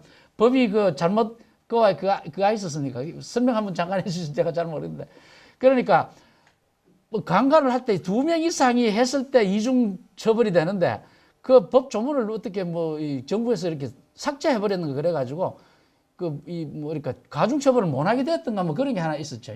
그러니까 재판은 법에 의해서 하는 것이지 재판관이 멋대로 하는 게 아니라고요. 법에 없으면 그 죄가 아니라고요. 그러다 민사재판으로 가야 되겠죠. 그러니까 관료주의가 아니다라는 것이죠. 기업이라는 거는 새롭고 다르게 해야 되기 때문에 법에 의해서 그대로 되풀이하는 것이 아니다라는 것이죠. 관리만 하는 일거리도 아니고 심지어 의사결정만 하는 일자리도 아니다. 그래서 결론은 기업을 경영한다는 것은 적응적인 활동일 뿐만 아니라 활동뿐이 아니라 창조적인 활동이어야 한다는 결론을 낼 수 있다. 그런 얘기입니다. 그러면 앞으로 우리가 하는 사업은 어떻게 되어야 하며 그리고 앞으로 우리의 사업은 무엇이 되어야 하는가? 여러분들 처음 하던 사업 그대로 하고 있는 사업들 거의 없습니다. 끊임없이 바뀌어 왔거나 새로운 것을 하고 있는 것이죠. 그리고 우리가 하는 사업은 무엇인가? 이것이 이제 그 미국의 AT&T에서 처음은 아닙니다. AT&T 하던 그 시오더 베일이 이게 미국의 그 전화 회사입니다. 전 세계적으로 전화업이 등장할 때 모두 국영기업이었습니다. 대한민국도 국영기업이었습니다. 근데 미국만은 이 벨텔레폰 이 전신인 AT&T가 그 이 사적 기업을 하고 있었습니다. 그러니까 전화를 사적 기업이 한다. 이거는 독점으로 이건 독점이니까 이거 국영으로 하자라는 압력이 굉장히 강했습니다. 그러니까 시오더 베일이라는 사람이 이 전화기를 국영으로 돌리지 않기 위해서는 어떻게 해야 될 것이냐? 그래서 전화기가 우리가 사업은 무엇이냐라고 질문을 하고 그 답은 우리가 하는 사업은 서비스다 이렇게 얘기하는 겁니다. AT&T가 하는 사업은 서비스다. 이 말 때문에 미국의 전화기 사업이 그렇게 발전했고 미국의 전화기 사업이 국영화가 안 되었고 미국의 전화기 사업이 사유로 있었기 때문에 대한민국 전화회사도 지금 KT, SKT, 텔레콤으로 경쟁적으로 나옴으로써 우리가 그 전화기를 굉장히 싸게 지금 이용하고 있는 겁니다. 제가 대학교 다닐 때 그 전화 한 번 하려면 전화기 있는 집에 가야 됐고요. 그것도 또 시외 전화했다고 이 전화기 값 외에 또 뭐 이렇게 사과라도 하나 사줘야 됐고 뭐 그랬습니다. 요즘 전화기 이 전화기는 이제 뭐 그러니까 빌 게이츠입니까? 빌 게이츠가 모든 책상에 컴퓨터라는 생각을 했던 것이 지금은 이제 모든 사람 손에 전화기가 와가 있잖아요. 이것이 만약에 국영이었다면 이런 식으로 갈 리가 없었다라는 것이죠. 이런 얘기들을 우리가 하는 사업은 무엇인가라는 거를 이 얘기를 하고 놓고 보면 포스코 같으면 우리는 철을 만든다고 생각할 거고 그 다음에 과자 회사 같으면 우리는 과자 만든다라고 생각했을 텐데 이런 질문을 함으로써 다른 대답이 나온다라는 것이죠. 이를테면 그런 제가 전에 한번 설명한 적이 있었습니다. 미국에 잔디 깎아주는 대행 회사가 굉장히 많습니다. 그래서 잔디 깎아주는 회사 보고 당신 하는 일이 뭐예요? 그러면 잔디 깎기 회사입니다. 그렇게 답변하거든요. 그게 아니라는 것이죠. 잔디를 대행하는 그 깎아주는 사람들은 다 파트타이머고 어떻게 하면 내가 이 짓을 안 할까라고 생각을 한다고요? 그럼 뭐냐? 잔디 깎기라도 해야 될 사람을 교육시키는 회사다. 그런 얘기죠. 그래서 우리 회사는 뭐냐? 하기 싫은 일을 하고자 하는 의욕을 길러주는 교육을 하는 회사입니다. 이렇게 바꿈으로써 그 잔디 깎기 야 오늘도 일 가야지 뭐 이렇게 생각하는 사람이 잔디 깎는 것 하고 어쩌면 나는 잔디만 깎고 너희는 이렇게 잔디가 이렇게 많은 집에 사느냐라고 하고 다르죠. 이 물컵을 그냥 이렇게 탁 갖다 놓는 사람하고 공손하게 갖다 놓는 사람하고 다르죠. 이제 이런 식으로 그 사업이 무엇이냐라고 생각을 하는 것이 중요하다는 것이죠. 뒤로 넘어가겠습니다. 나머지는 참고로 보시고요. 그래서 우리가 하는 사업이 무엇인가를 알려면 우선 고객이 누구인가를 파악해야 된다는 것이죠. 실질적인 고객과 잠재 고객은 누구인가? 이 다릅니다. 감기 걸린 아이의 약의 소비자는 아이이지만은 그 약을 사가는 것은 부모님입니다. 그죠? 그러니까 고객과 소비자는 다르다라는 것이죠. 그리고 그 사람은 도대체 어디에 있는가? 시어저는 도시가 아니고 농부가 자기의 고객이라고 생각했다는 것이죠. 그리고 그 사람 구매 방법은 어떠냐? 자동차를 가지고 그 물건을 사러 나오느냐? 그렇지 않으면 배달받기를 원하느냐? 요즘 택배하고 택배 회사하고 그 국가기관인 최신부하고 택배 사업을 놓고 경쟁을 하잖아요. 이제 이런 식으로 그 구매 방법은 어떤가라는 것을 두고 이제 우체국이 택배 회사로 좀 변신되는 것이죠. 근데 우체국은 토요일, 일요일 일 안 한다고요? 그래서 택배 회사가 더 빠른 것이죠. 그래서 드러크는 택배 회사를 우체국 자체를 민영화하라고 주장을 하고 있는 겁니다. 우리나라에서는 조금 어렵겠죠. 그리고 그에게 어떻게 접근할 수 있는가 이런 질문을 함으로써 고객을 파악할 수 있다는 것이 이게 이제 드러크의 책이 원리뿐만 아니라 방법론을 설명하고 있다는 것이죠. 두 번째, 고객이 구입한 것이 무엇이냐? 여러분들 저 벤츠 구입하는 사람하고 티코 구입하는 사람은 다 같이 자동차 구입한 사람 아닙니다. 그렇죠? 티코는 자동차 구입한 사람입니다. 뭐 소나타까지는. 그런데 벤츠 이상을 구입하는 사람은 사회적 위신을 구입한 것이죠. 여러분들 티코 타고 골프장에 오는 사람도 없겠죠. 티코 타고 골프장에 가면 저리 가시오 그럽니다. 티코 타고 골프 치러 오는 사람은 없으니까 저리 가라 그럴 거고. 제일 밑에 보면 고객이 생각하는 만족이 고객이 가치 있다고 생각하는 것보다 더 커야 되고 그 가치는 가격보다 더 커야 되고 가격은 원가보다 더 커야 되고 여러분들이 만드는 제품 가격이 제품의 원가가 있고 거기에 이익을 붙여서 가격이고 그 가격보다는 가치가 더 있다고 생각해서 고객은 사는 것이죠. 그리고 고객은 그 이상의 만족을 보는 것이죠. 경제학으로 얘기하면 가격부터 그 만족 가치는 이제 이 소비자 서플러스죠. 소비자 잉여죠. 소비자가 잉여가 있다고 생각한 것이고 나는 원가가 이것이지만은 이 가격에 팔겠다 했는 것은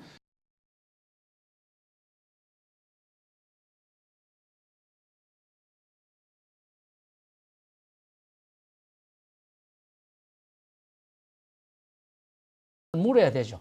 경쟁자는 어디에서 나타날지 모르니까요. 요즘 우리나라 KTX가 다시 돌아나고 전 세계적으로 이제 무공해라는 것 때문에 철도에 대한 관심이 있습니다만은 1827년에 조지 스티븐슨이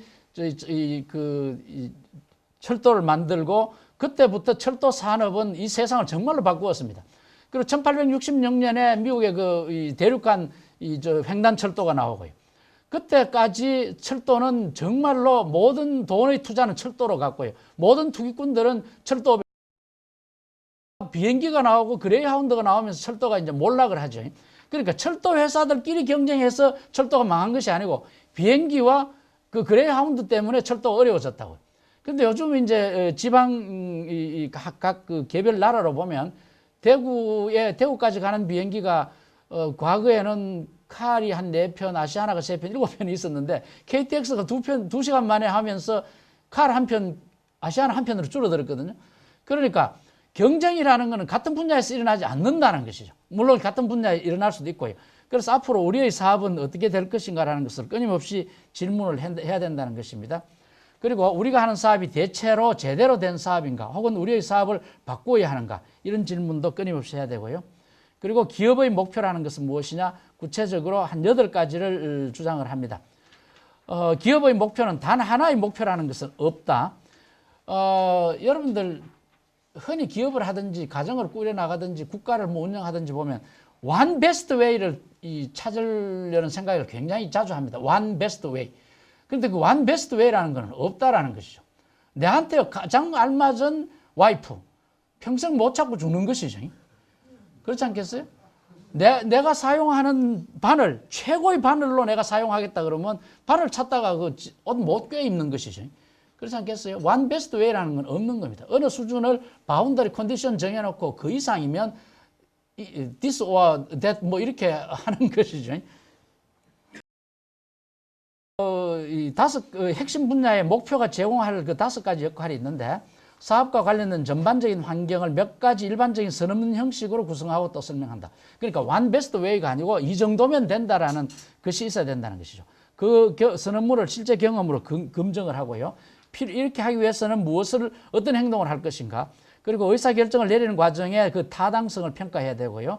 실무에 종사하는 기업인들이 자신들의 경험을 분석할 수 있도록 그 결과 그들의 성과를 개선할 수 있도록 해주는 것이 목표가 제공하는 역할이다. 그런 얘기죠. 그러면 목표는 8가지가 있습니다. 이 드러커적인 생각이고 뭐 조금 더 추가되고 할 수도 있겠죠. 시장 점유율 목표, 그 다음에 혁신할 목표, 생산성 목표, 물적 자원 및 화폐 자원 목표, 수익성 목표, 경영자의 성과와 경영자의 육성 목표, 근로자의 성과와 태도 목표, 사회적 책임 목표. 1954년에 벌써 기업은 그 사회의 시민이다. 그래서 그 사회에 책임을 져야 한다라는 얘기를 했다는 것이죠.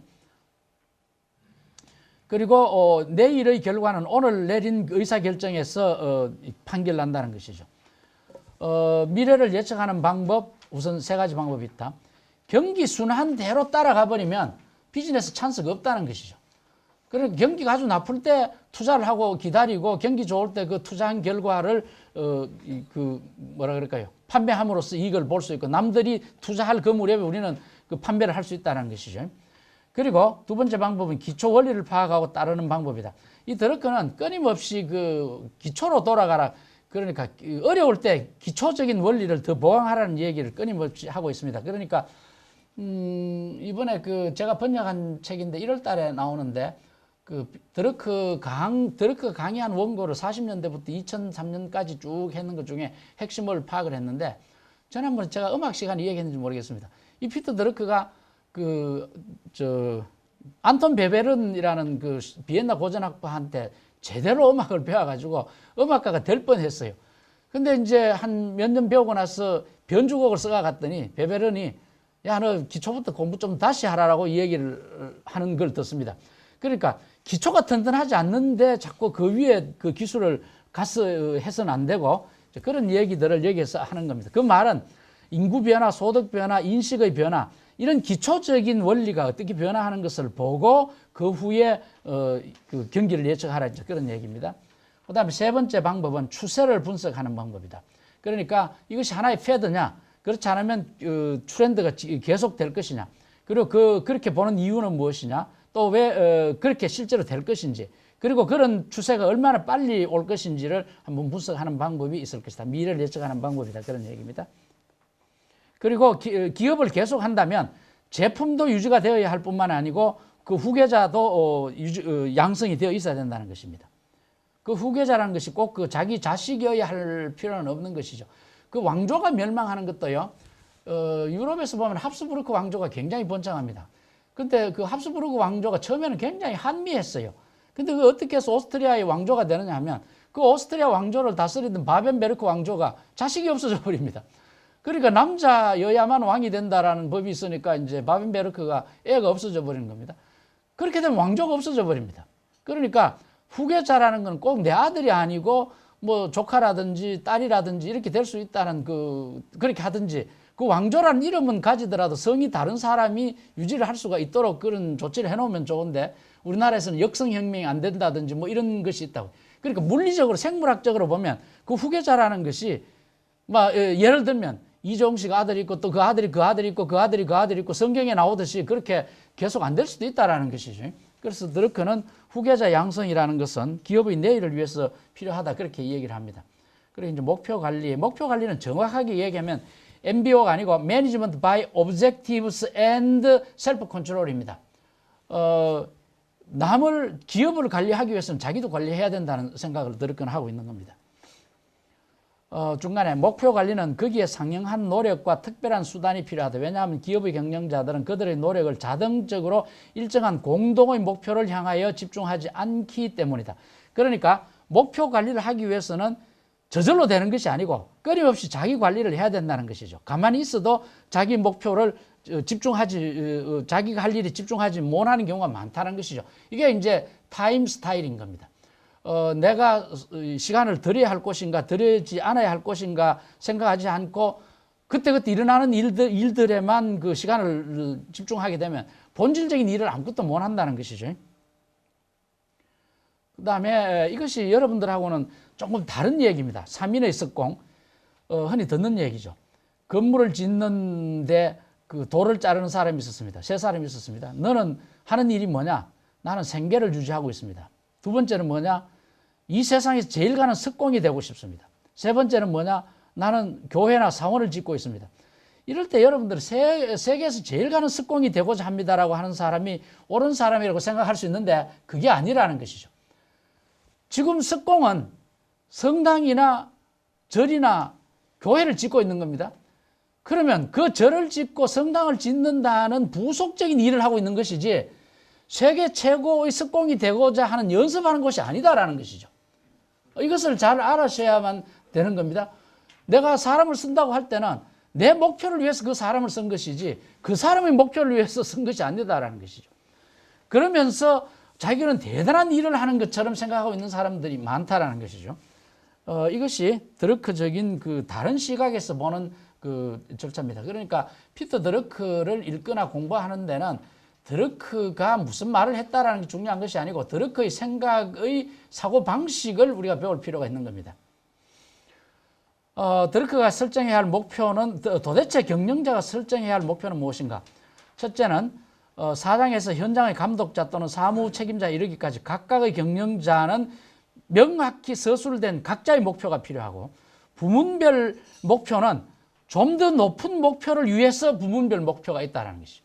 세일즈의 목표는 회사의 목표를 하자는 거지 세일즈 자체의 목표가 아니다라는 것이죠. 세일즈 자체의 목표 같으면 값을 반으로 깎아주고 뭐 안 그러면 뭐 4분의 1로 값을 받아도 되죠. 그렇게 세일즈를 쉽게 해버리면 기업이 어떻게 지탱이 되겠습니까? 그리고 목표는 단위 부서가 산출해야 할 성과를 분명히 밝혀야 한다는 것이죠. 그래서 단위 부문별로 책임을 져야 된다는 것이죠. 그리고 단위 부서는 다른 부서들이 목표를 달성할 수 있도록 협조를 해줘야 된다는 것이죠. 이제 이것이 리엔지니어링 생각입니다. 생산과 판매와 기획이 동시에 이루어져야 된다는 것이지 너는 물건 만들어 파는 건 우리가 할 거야 이런 생각을 해서는 안 된다는 것이죠. 이제는 판매와 생산이 같이 통합해가지고 팔릴 물건을 만들어야 된다는 것이죠. 과거에는 만든 물건을 팔아라. 그것이 생산자 우위 개념이 많았죠. 그 공급자 시장에서. 그러나 지금은 만들 물건을 팔아라 그런 얘기죠. 그렇게 해서 그 프로세스를 통합하는 일이 리엔지니어링 사상이었습니다.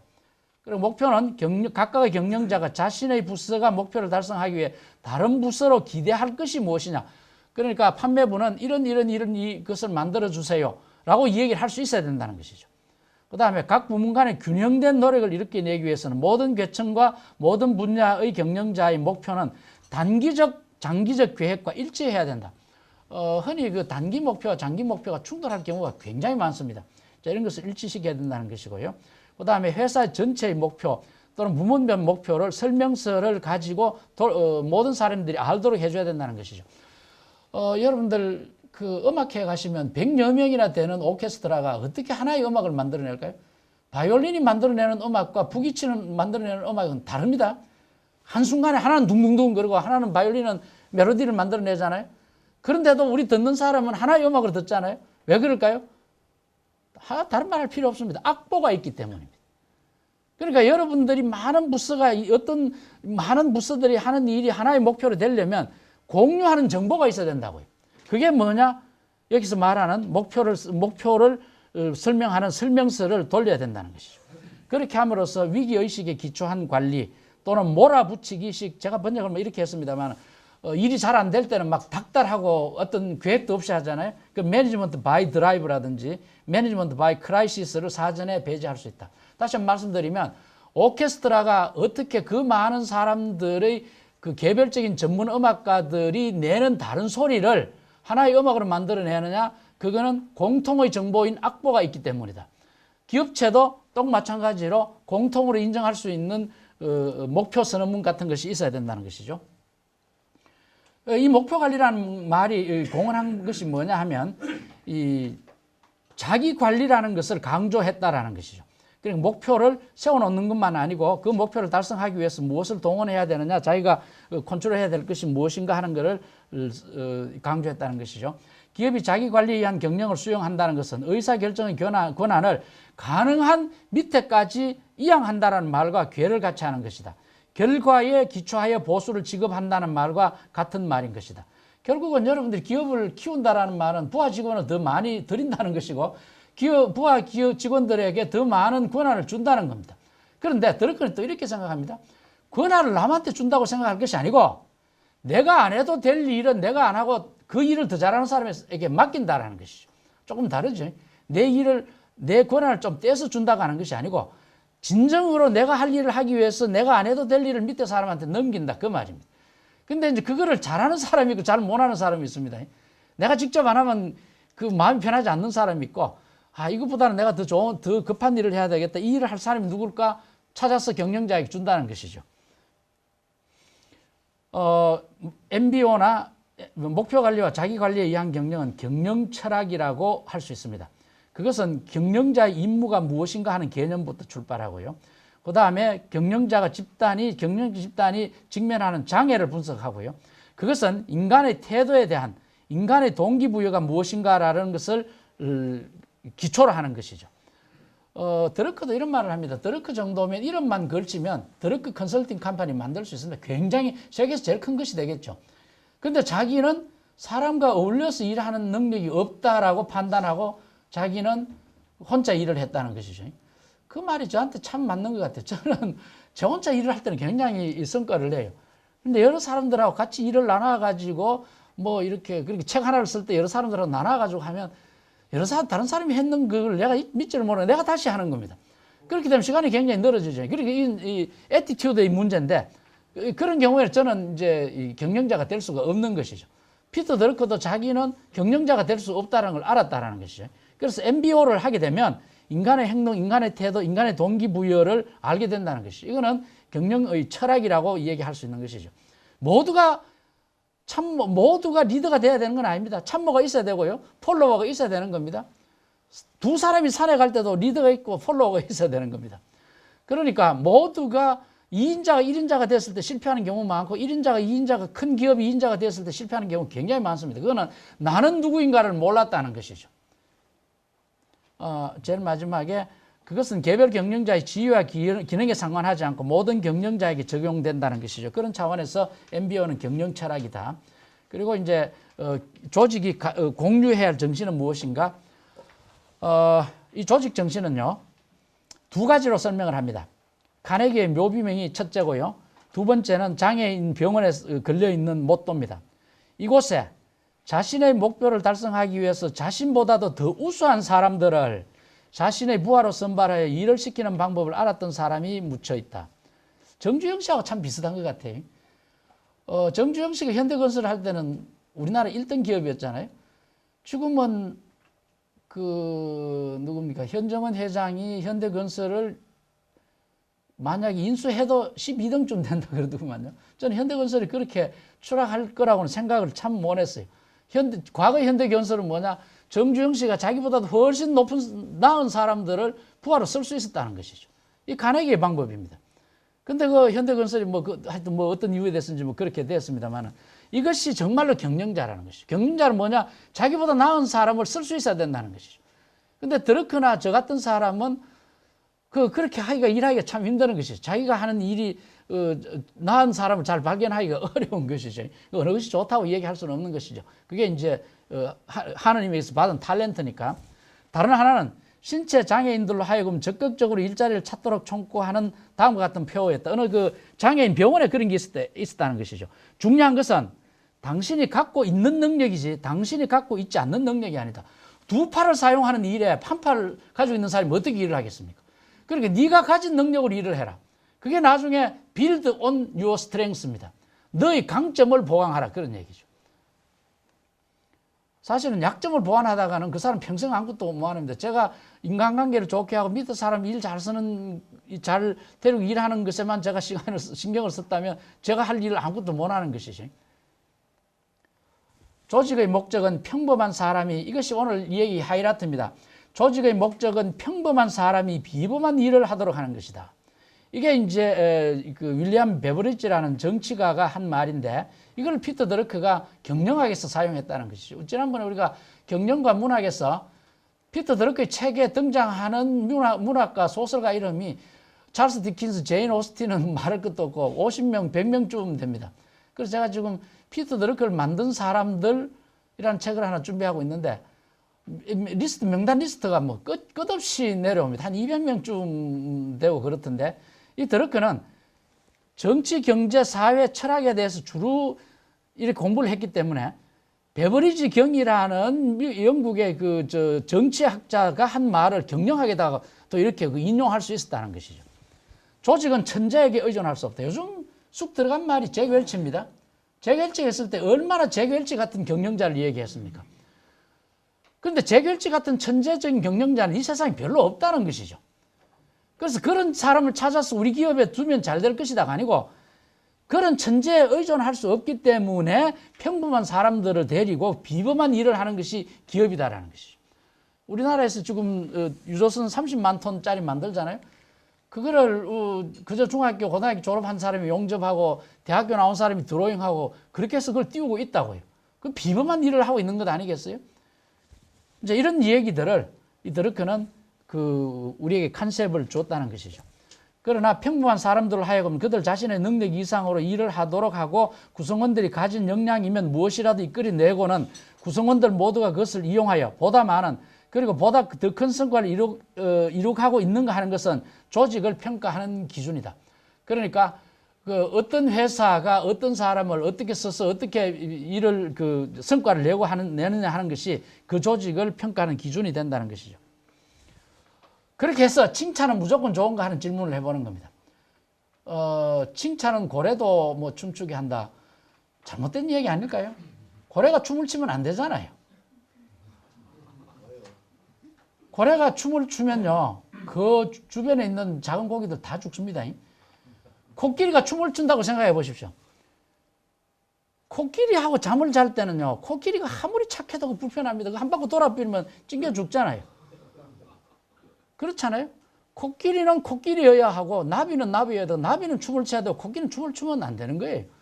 그러니까 칭찬은 무조건 좋은 것이 아니고 좋은 인간관계가 실질적인 성과로 이어지지 않을 때는 좋은 인간관계라는 건 아무런 의미 없습니다. 얼굴을 붉히더라도 성과가 났을 때는 인간관계가 형성이 됩니다. 그런데 좋은 인간관계인데 성과가 유지가 되지 않으면 그 조직은 없어져 버립니다. 그렇지 않을까요? 그건 칸츄리 클럽이죠. 칸츄리 클럽도 굉장히 중요합니다. 그런데 기업이라는 것이 내일도 생존하고 고인 컨선이 되어야 하려면 성과를 내야 되는 거다. 결과가 있어야 되는 겁니다. 미국의 보이스카웃은 굉장히 힘듭니다. 걸스카웃은 굉장히 잘 되고 있어요. 왜? 보이스카웃은 보이들만 초점에 맞춰갖고 걸스카웃의 엄마들의 초점을 맞추는 겁니다. 그러니까 엄마들이 그 걸스카우트 하는 일에 자원봉사하도록 이렇게 자꾸 유지를 해주고 백인뿐만 아니라 흑인들, 멕시칸들 이렇게 끌어들이니까 이 걸스카우트이 굉장히 활성화되고 있는 겁니다. 그리고 그렇게 함으로써 이제 교회가 이제 점점 좋아지고요. 그러니까 결과가 좋은 인간관계를 해야 되지 무조건 인간관계를 좋게 하기 위해서 칭찬만 해서는 일을 하지 않고 좋은 사람만 양산할 수 있다는 것이죠. 칭찬이 나쁘다는 얘기는 아니고요. 그러니까 칭찬은 고래도 춤추게 한다. 그 다음에 그리고 코끼리가 춤을 출 때 이런 말을 하는 것을 너무나 그 인간관계만 칭찬에만 초점을 맞춰서는 안 된다 그런 얘기죠. 똑 부러지는 꾸중을 해야 된다는 것이죠. 이런 것이 드러크가 그대로 한 얘기입니다.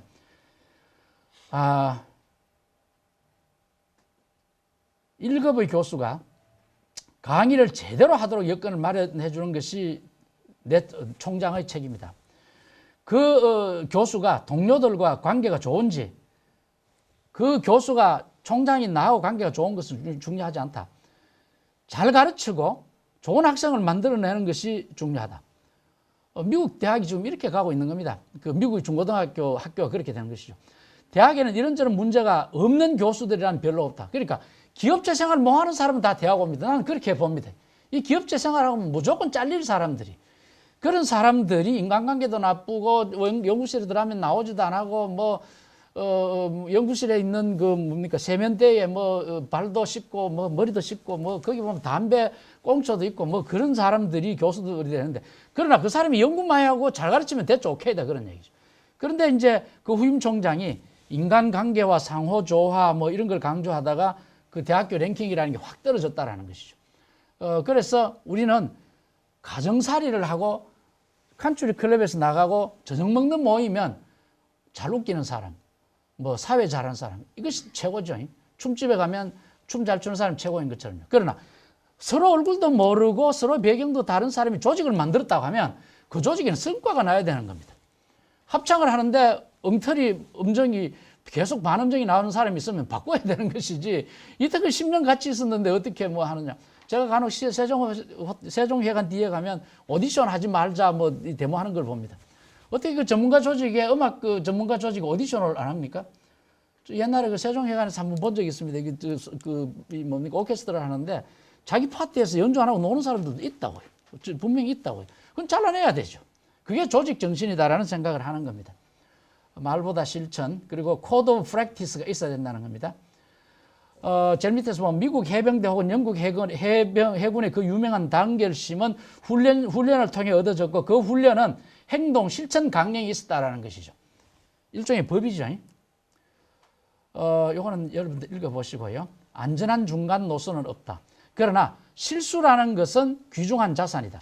그러니까 선의의 실수를 했고 이해할 수 있는 실수는 그것은 쌓여서 귀중한 자산이 될 수 있다는 것이죠. 이제 포드 자동차의 보직, 여러분들 그 책에 포드 자동차 에피소드가 있습니다. 이게 무슨 소리냐면 어떤 분야에서 일은 잘 못하고 어떤 사람을 어떤 부분에 그 전보를 했어요.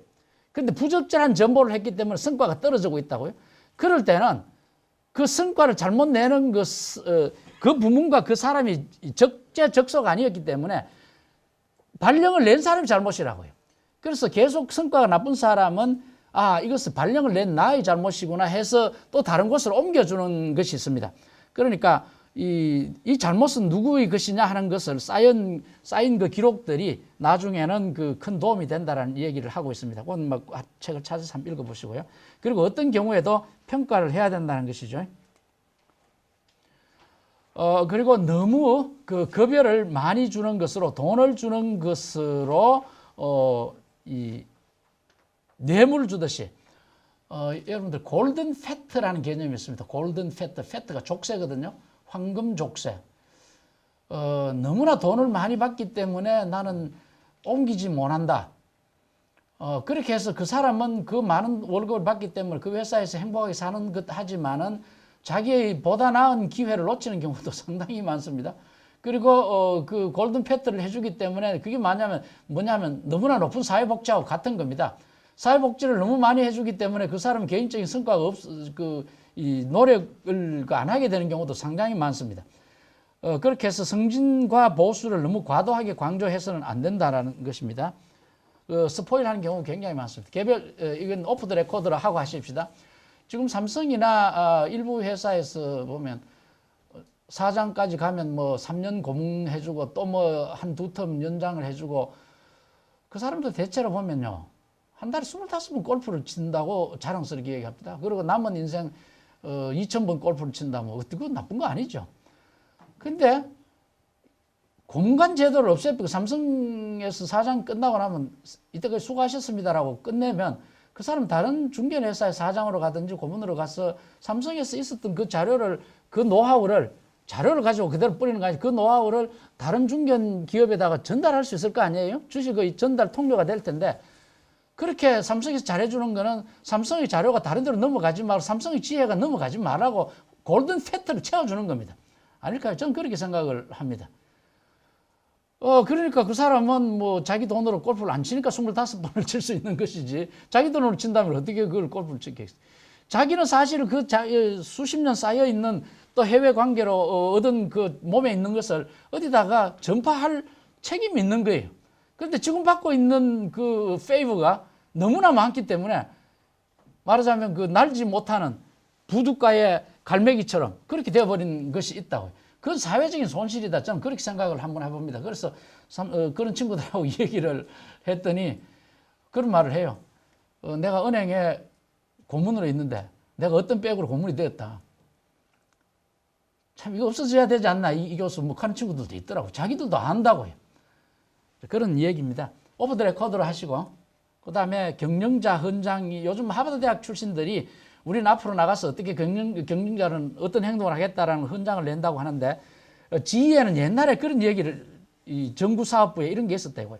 이런 게 있었다고 얘기합니다. 잭 웰치 이전의 얘기인데 보다 높은 계층의 경영자에 속한다고 특별히 규정되어 있지 않는 모든 권한은 현장 경영자에 있다고 생각한다. 이 굉장히 중요한 얘기입니다. 보다 높은 계층의 경영자에게 속한다고 특별히 규정되어 있지 않는 한 모든 권한은 현장 경영자에게 속한다. 여러분들 부하 직원들한테 이런 권한을 줍니까? 내가 특별히 하지 마라라는 것 말고는 네가 다 해. 우리나라는 이렇죠. 하락하는 일 말고는 모든 걸 하지 마라 이렇게 되어 있죠. 우리나라 법률이 지금 그렇게 되어 있습니다. 포지티브 시스템이라고 해서 할 일만 가르쳐주고 못할 일은 그 결제를 받더라고 이렇게 되어 있습니다. 사실은 일을 시키려면 하지 말게 되어 있는 것만 안 하고 모든 일은 네가 알아서 해야 돼. 교통사고가 났다. 현장에 가서 처리를 해야 되지. 교통사고 난 현장에 가가지고 상사한테 전화해가지고 교통사고 이렇게 났는데 어떻게 할까요? 뭐 그렇게 전화하고 있으면 어떻게 하겠습니까? 응급차가 갔으면 응급차가 할 수 있는 일을 다 해야 되는 일이지. 아, 이 사람이 심장이 어떻고 뭐 어떻고 본사에 다 연락해가지고 어떻게 응급차 노릇을 하겠습니까? 소련에서는 응급차가 가면 가만히 기다린다고 합니다. 왜? 정부에서 먼저 알고 그 지시를 할 때까지 기다린다고 그렇게 얘기를 합니다. 미국 응급차는 가서 해결 다 하고, 우리나라는 아니고 뭐 어느 응급차는 가서 상부에 보고를 하고, 소련의 응급차는 가서 상부에서 연락 올 때까지 기다리고 뭐 그런 얘기를 한다 그러죠. 그래서 특별히 허용된 것이 아닌 한 모든 것은 금지된다. 이것과는 반대다라는 것이죠. 기업체에서 이런 그 현장을 한번 만들 수 있는지도 한번 생각해 볼 필요가 있습니다. 그리고 경영자 직위에 적합하지 않는 사람이 있습니다. 첫째는 뭐 다른 것을 다 쭉 정직하지 않는 사람. 이 한번 볼까요? 이거는 제가 읽기보다는 여러분들 쭉 한번 보시면 되고요. 경영자 직위에 적합하지 않는 사람 8가지를 얘기합니다. 제일 마지막에 이것이 제일 중요한데요. 자신의 업무에 높은 성과 표준을 적용시키지 않는 사람을 경영자 직위에 임명해서는 안 된다. 이 사람은 칸츄리 클럽 사장이죠. 왜냐하면 그렇게 되면 구성원들이 업무 수행을 귀찮아하게 하고 경영의 중요성을 무시하게 돼요. 그러니까 위에 사람이 성과가 높지 않는데 밑에 사람이 성과가 높일 수가 없습니다. 보통 한 집단을 보면요. 그 집단에서 제일 잘 나가는 사람과 집단 평균하고는 늘 그 수준의 차이가 같습니다. 무슨 말인가 하면요. 1등하고 60명 학생 중에 1등하고 30등 사이의 수준은 늘 그 유지가 됩니다. 1등 성적이 높아지면 30등 성적도 같이 높아집니다. 그 다음에 30등 성적이 높아지면 1등 성적도 같이 높아집니다. 그럴 때 30등 하는 평균 성적을 올리기보다는 1등 하는 사람 성적 높이는 게 더 좋다는 것이죠. 지금 우리나라에 골프 잘하는 거는 골프가 대중으로 보급돼서 잘하는 거 아닙니다. 박세리 키즈가 워낙 잘하니까 일반 골프가 지금 보급되는 거 아니겠어요? 박태환이가 워낙 잘하고 이에리사가 워낙 잘하니까 그 분야의 그 운동들이 따라서 올라가는 겁니다. 평균적으로 탁구를 보급하자, 평균적으로 수영을 보급하자, 그렇게 해서 박태환이 같은 사람 나오는 건 절대 아닙니다. 제일 위에 있는 사람을 확 수준을 높이고 그 다음에 따라가는 겁니다.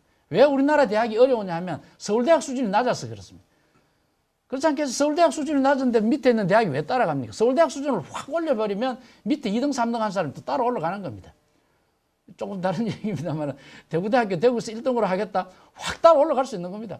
그런데 대구대학이 1등을 못 하는 이유가 뭐냐? 대구대학이 뭘 하려고 그러면 경대에서 하고 있습니까? 영대에서 하고 있습니까? 안 합니다. 그럼 우리 안 하랍니다. 뭐 이렇게 되는 겁니다. 그러니까 경영자의 수준을 높이지 않고는 그 회사의 수준을 높일 수가 없는 겁니다. 프리미어라는 게 뭘까요? 제일 우수한 놈 뽑아가지고 그 우수한 놈을 투자를 해서 그렇게 해서 우리가 1등 하겠다라는 것이 목표 아니겠어요? 우리는 프리미어 리그에서 퇴출되지 않는 것이 목표다. 그게 목표가 될 수 없는 것이죠. 만약 어떤 회사의 조직 정신이 강력하다면 그것은 최고 경영자의 정신이 위대하기 때문이다. 만약 조직 정신이 쇠퇴하고 있다면 그것은 마치 나무 꼭대기부터 시들어 죽는다. 생선이 썩을 때는 대가리부터 썩는다. 뭐 그런 말을 하더군요. 국가가 썩을 때는 정치인부터 썩습니다. 리더십이라는 것은 무엇이냐? 아까 말씀드린 대로 평범한 사람이 비범한 일을 하도록 만드는 것이다. 올바른 리더십의 실천은 동조자를 만들고 사람들에게 영향력을 행사하는 것이 아니고 그런 행동은 리더십이 아니라 처세술에 지나지 않는다. 어떤 사람이라도 어떤 조직에 들어오면 그 사람은 일정한 기간밖에 근무하지 못하는 겁니다. 근데 그 사람이 조직 속에서 인간관계로 처세술을 유지한다면 그 사람은 굉장히 암적 존재입니다. 그 사람이 사장이 아니잖아요. 그 사람이 오너 사장이 아니잖아요. 어떤 사람이 들어와서 인간관계와 처세술 중심으로 리더십을 발휘한다면 그 사람은 굉장히 위험한 사람입니다. 그래서 리더십은 행동이다. 부자가 되었으면 하는 소망이 당신을 부자로 만드는 것이 아닙니다. 사람이 부자가 되려면 저축을 해야 됩니다. 이게 이제 은행 광고인데 부자가 되려면 저축을 해야 됩니다. 프란체스코 수도회 수도사는 이런 말을 합니다. 프란체스코 수도회라는 건 기도하는 데입니다. 그런데 이렇게 합니다. 산을 옮기는 것은 기도가 아니라 땀과 꽃갱이다.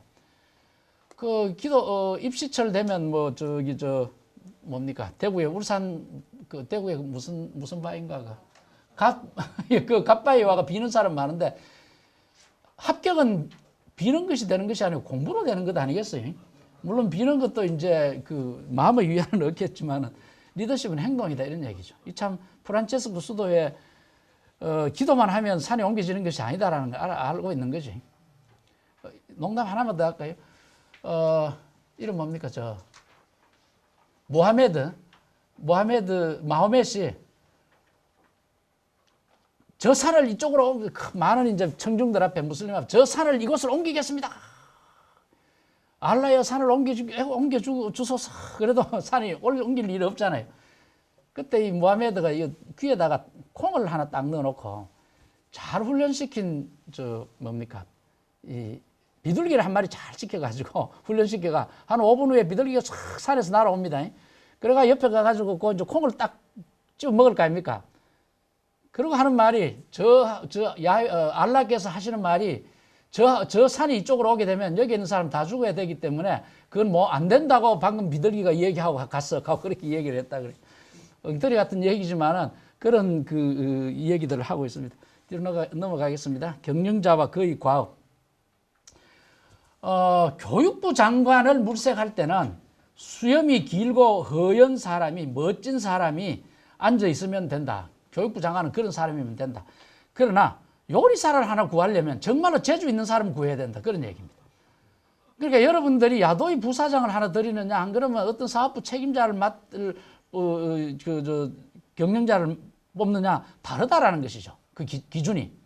어떤 사람을 어떤 곳에 뽑아야 될 것인가를 찾아야 된다는 것이죠. 경영자의 직무는 긴 흰 수염만으로 아주 멋지고 풍채 좋고 뭐 학력 좋은 사람만으로는 안 된다는 것이죠. 경영자의 두 과제는 첫 번째는 기업에서 다른 어느 누구도 그런 과제를 수행하지 않는다. 그러니까 누구도 하지 않는 기능을 하는 것이죠. 내가 하는 기능 중에 다른 사람이 할 수 있다면 그건 권한 위양을 해야 되는 겁니다. 두 번째 구체적인 과제는 의사결정과 행동을 할 때마다 당장에 필요한 사항과 장기적 미래에 필요한 사항의 조화를 이루어야 된다는 것이죠. 사실 부문 책임자는 단기적인 성과밖에 못 보는 겁니다. 그런데 최고 경영자는 장기적인 성과도 동시에 고려해야 된다는 것이죠. 경영자가 두 가지 사항 중 하나를 희생하면 기업은 위태롭게 된다. 그러나 비유적으로 경영자는 눈은 먼 산을 보더라도 코는 맷돌에 메어둔 소 역할을 하지 않으면 안 된다. 그러니까 먼 장기적인 비전을 보지만은 맷돌에 코가 맺힌 소처럼 당장 할 일을 해야 된다는 것이죠. 당장 부도가 나는데 뭐 장기 비전으로 1조 회사를 2조 만들고 뭐 그런 얘기를 할 수는 없다는 것이죠. 조금 한가할 때는 1조 회사를 어떻게 2조 만들 것인가 하는 생각도 해야 되는 것이죠. 그래서 이런 것을 조화를 이루어야 된다는 것입니다. 그렇게 해서 경영자의 세 가지 직무, 이게 이제 재밌는 얘기죠. 우리가 이제 경영자의 거의 과업에 두 가지 과제, 세 가지 직무. 그 세 가지 직무는 뭐냐? 기업을 경영한다는 거고, 경영자들을 밑에 부하 직원들을 관리한다는 것이고, 그 다음에 근로자 전체를 그리고 그들의 작업을 관리한다는 것이고, 이것을 균형을 맞추고 조화를 이루는 겁니다. 기업의 목적은 뭐냐? 고객 창조다. 그 다음에 최고 경영자의 두 가지 과제는 뭐냐? 그 다음에 경영자의 세 가지 직무는 뭐냐? 이렇게 머리에 정리가 되어 있으면 대화하기가 수월하겠죠. 그리고 경영자의 다섯 가지 활동은 뭐냐?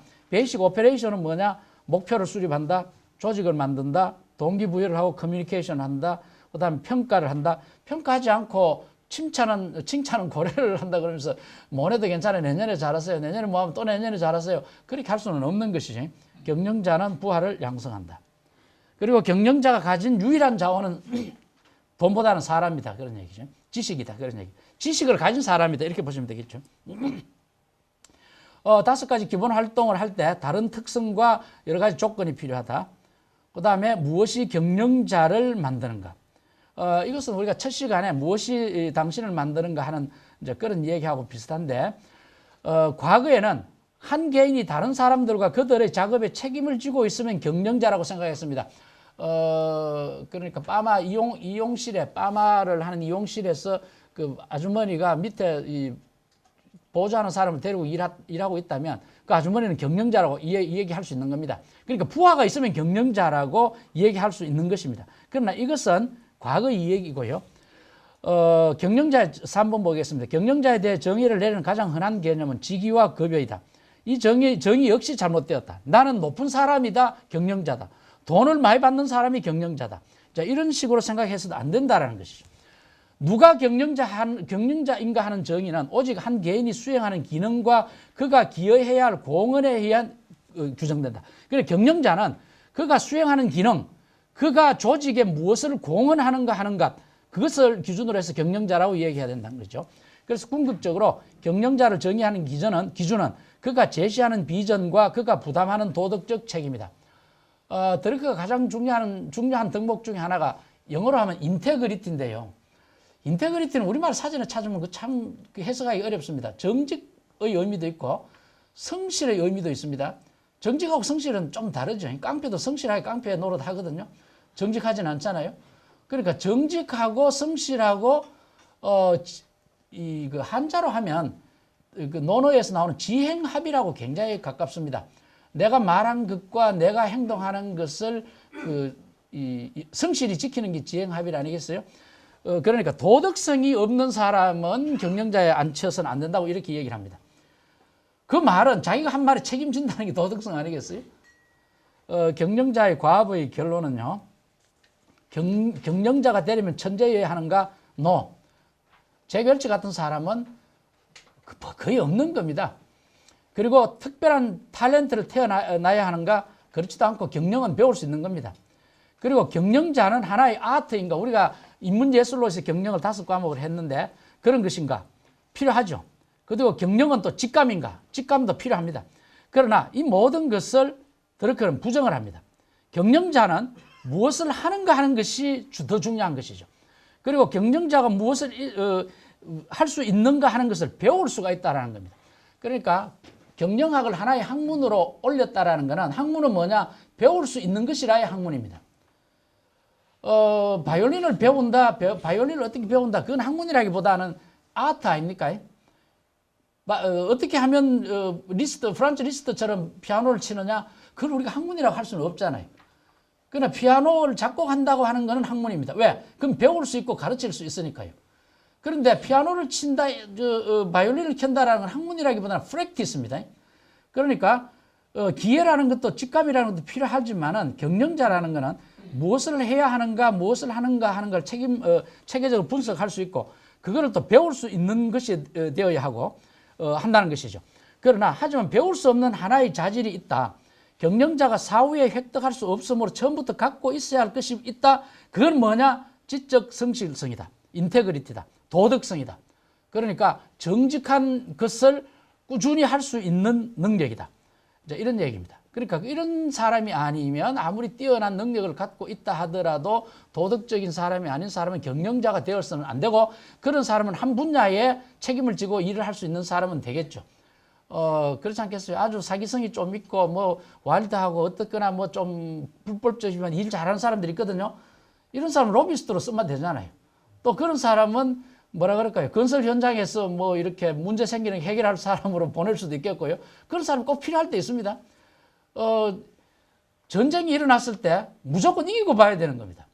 그럴 때는 협상꾼으로 그런 사람 보낼 수 있는 것이죠.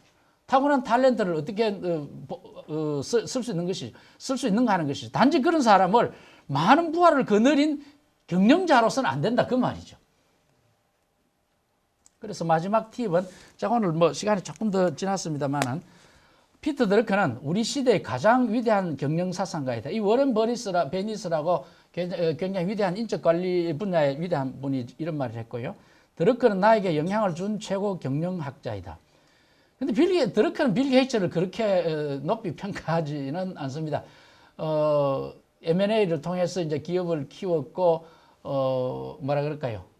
어떤 그 투기적인 상황에서 큰 돈을 번 사람이지, 뭐 그렇게 이야기를 합니다. 그러나, 이 드러크의 사상을 빌 게이츠는 굉장히 위대하게 생각하고요.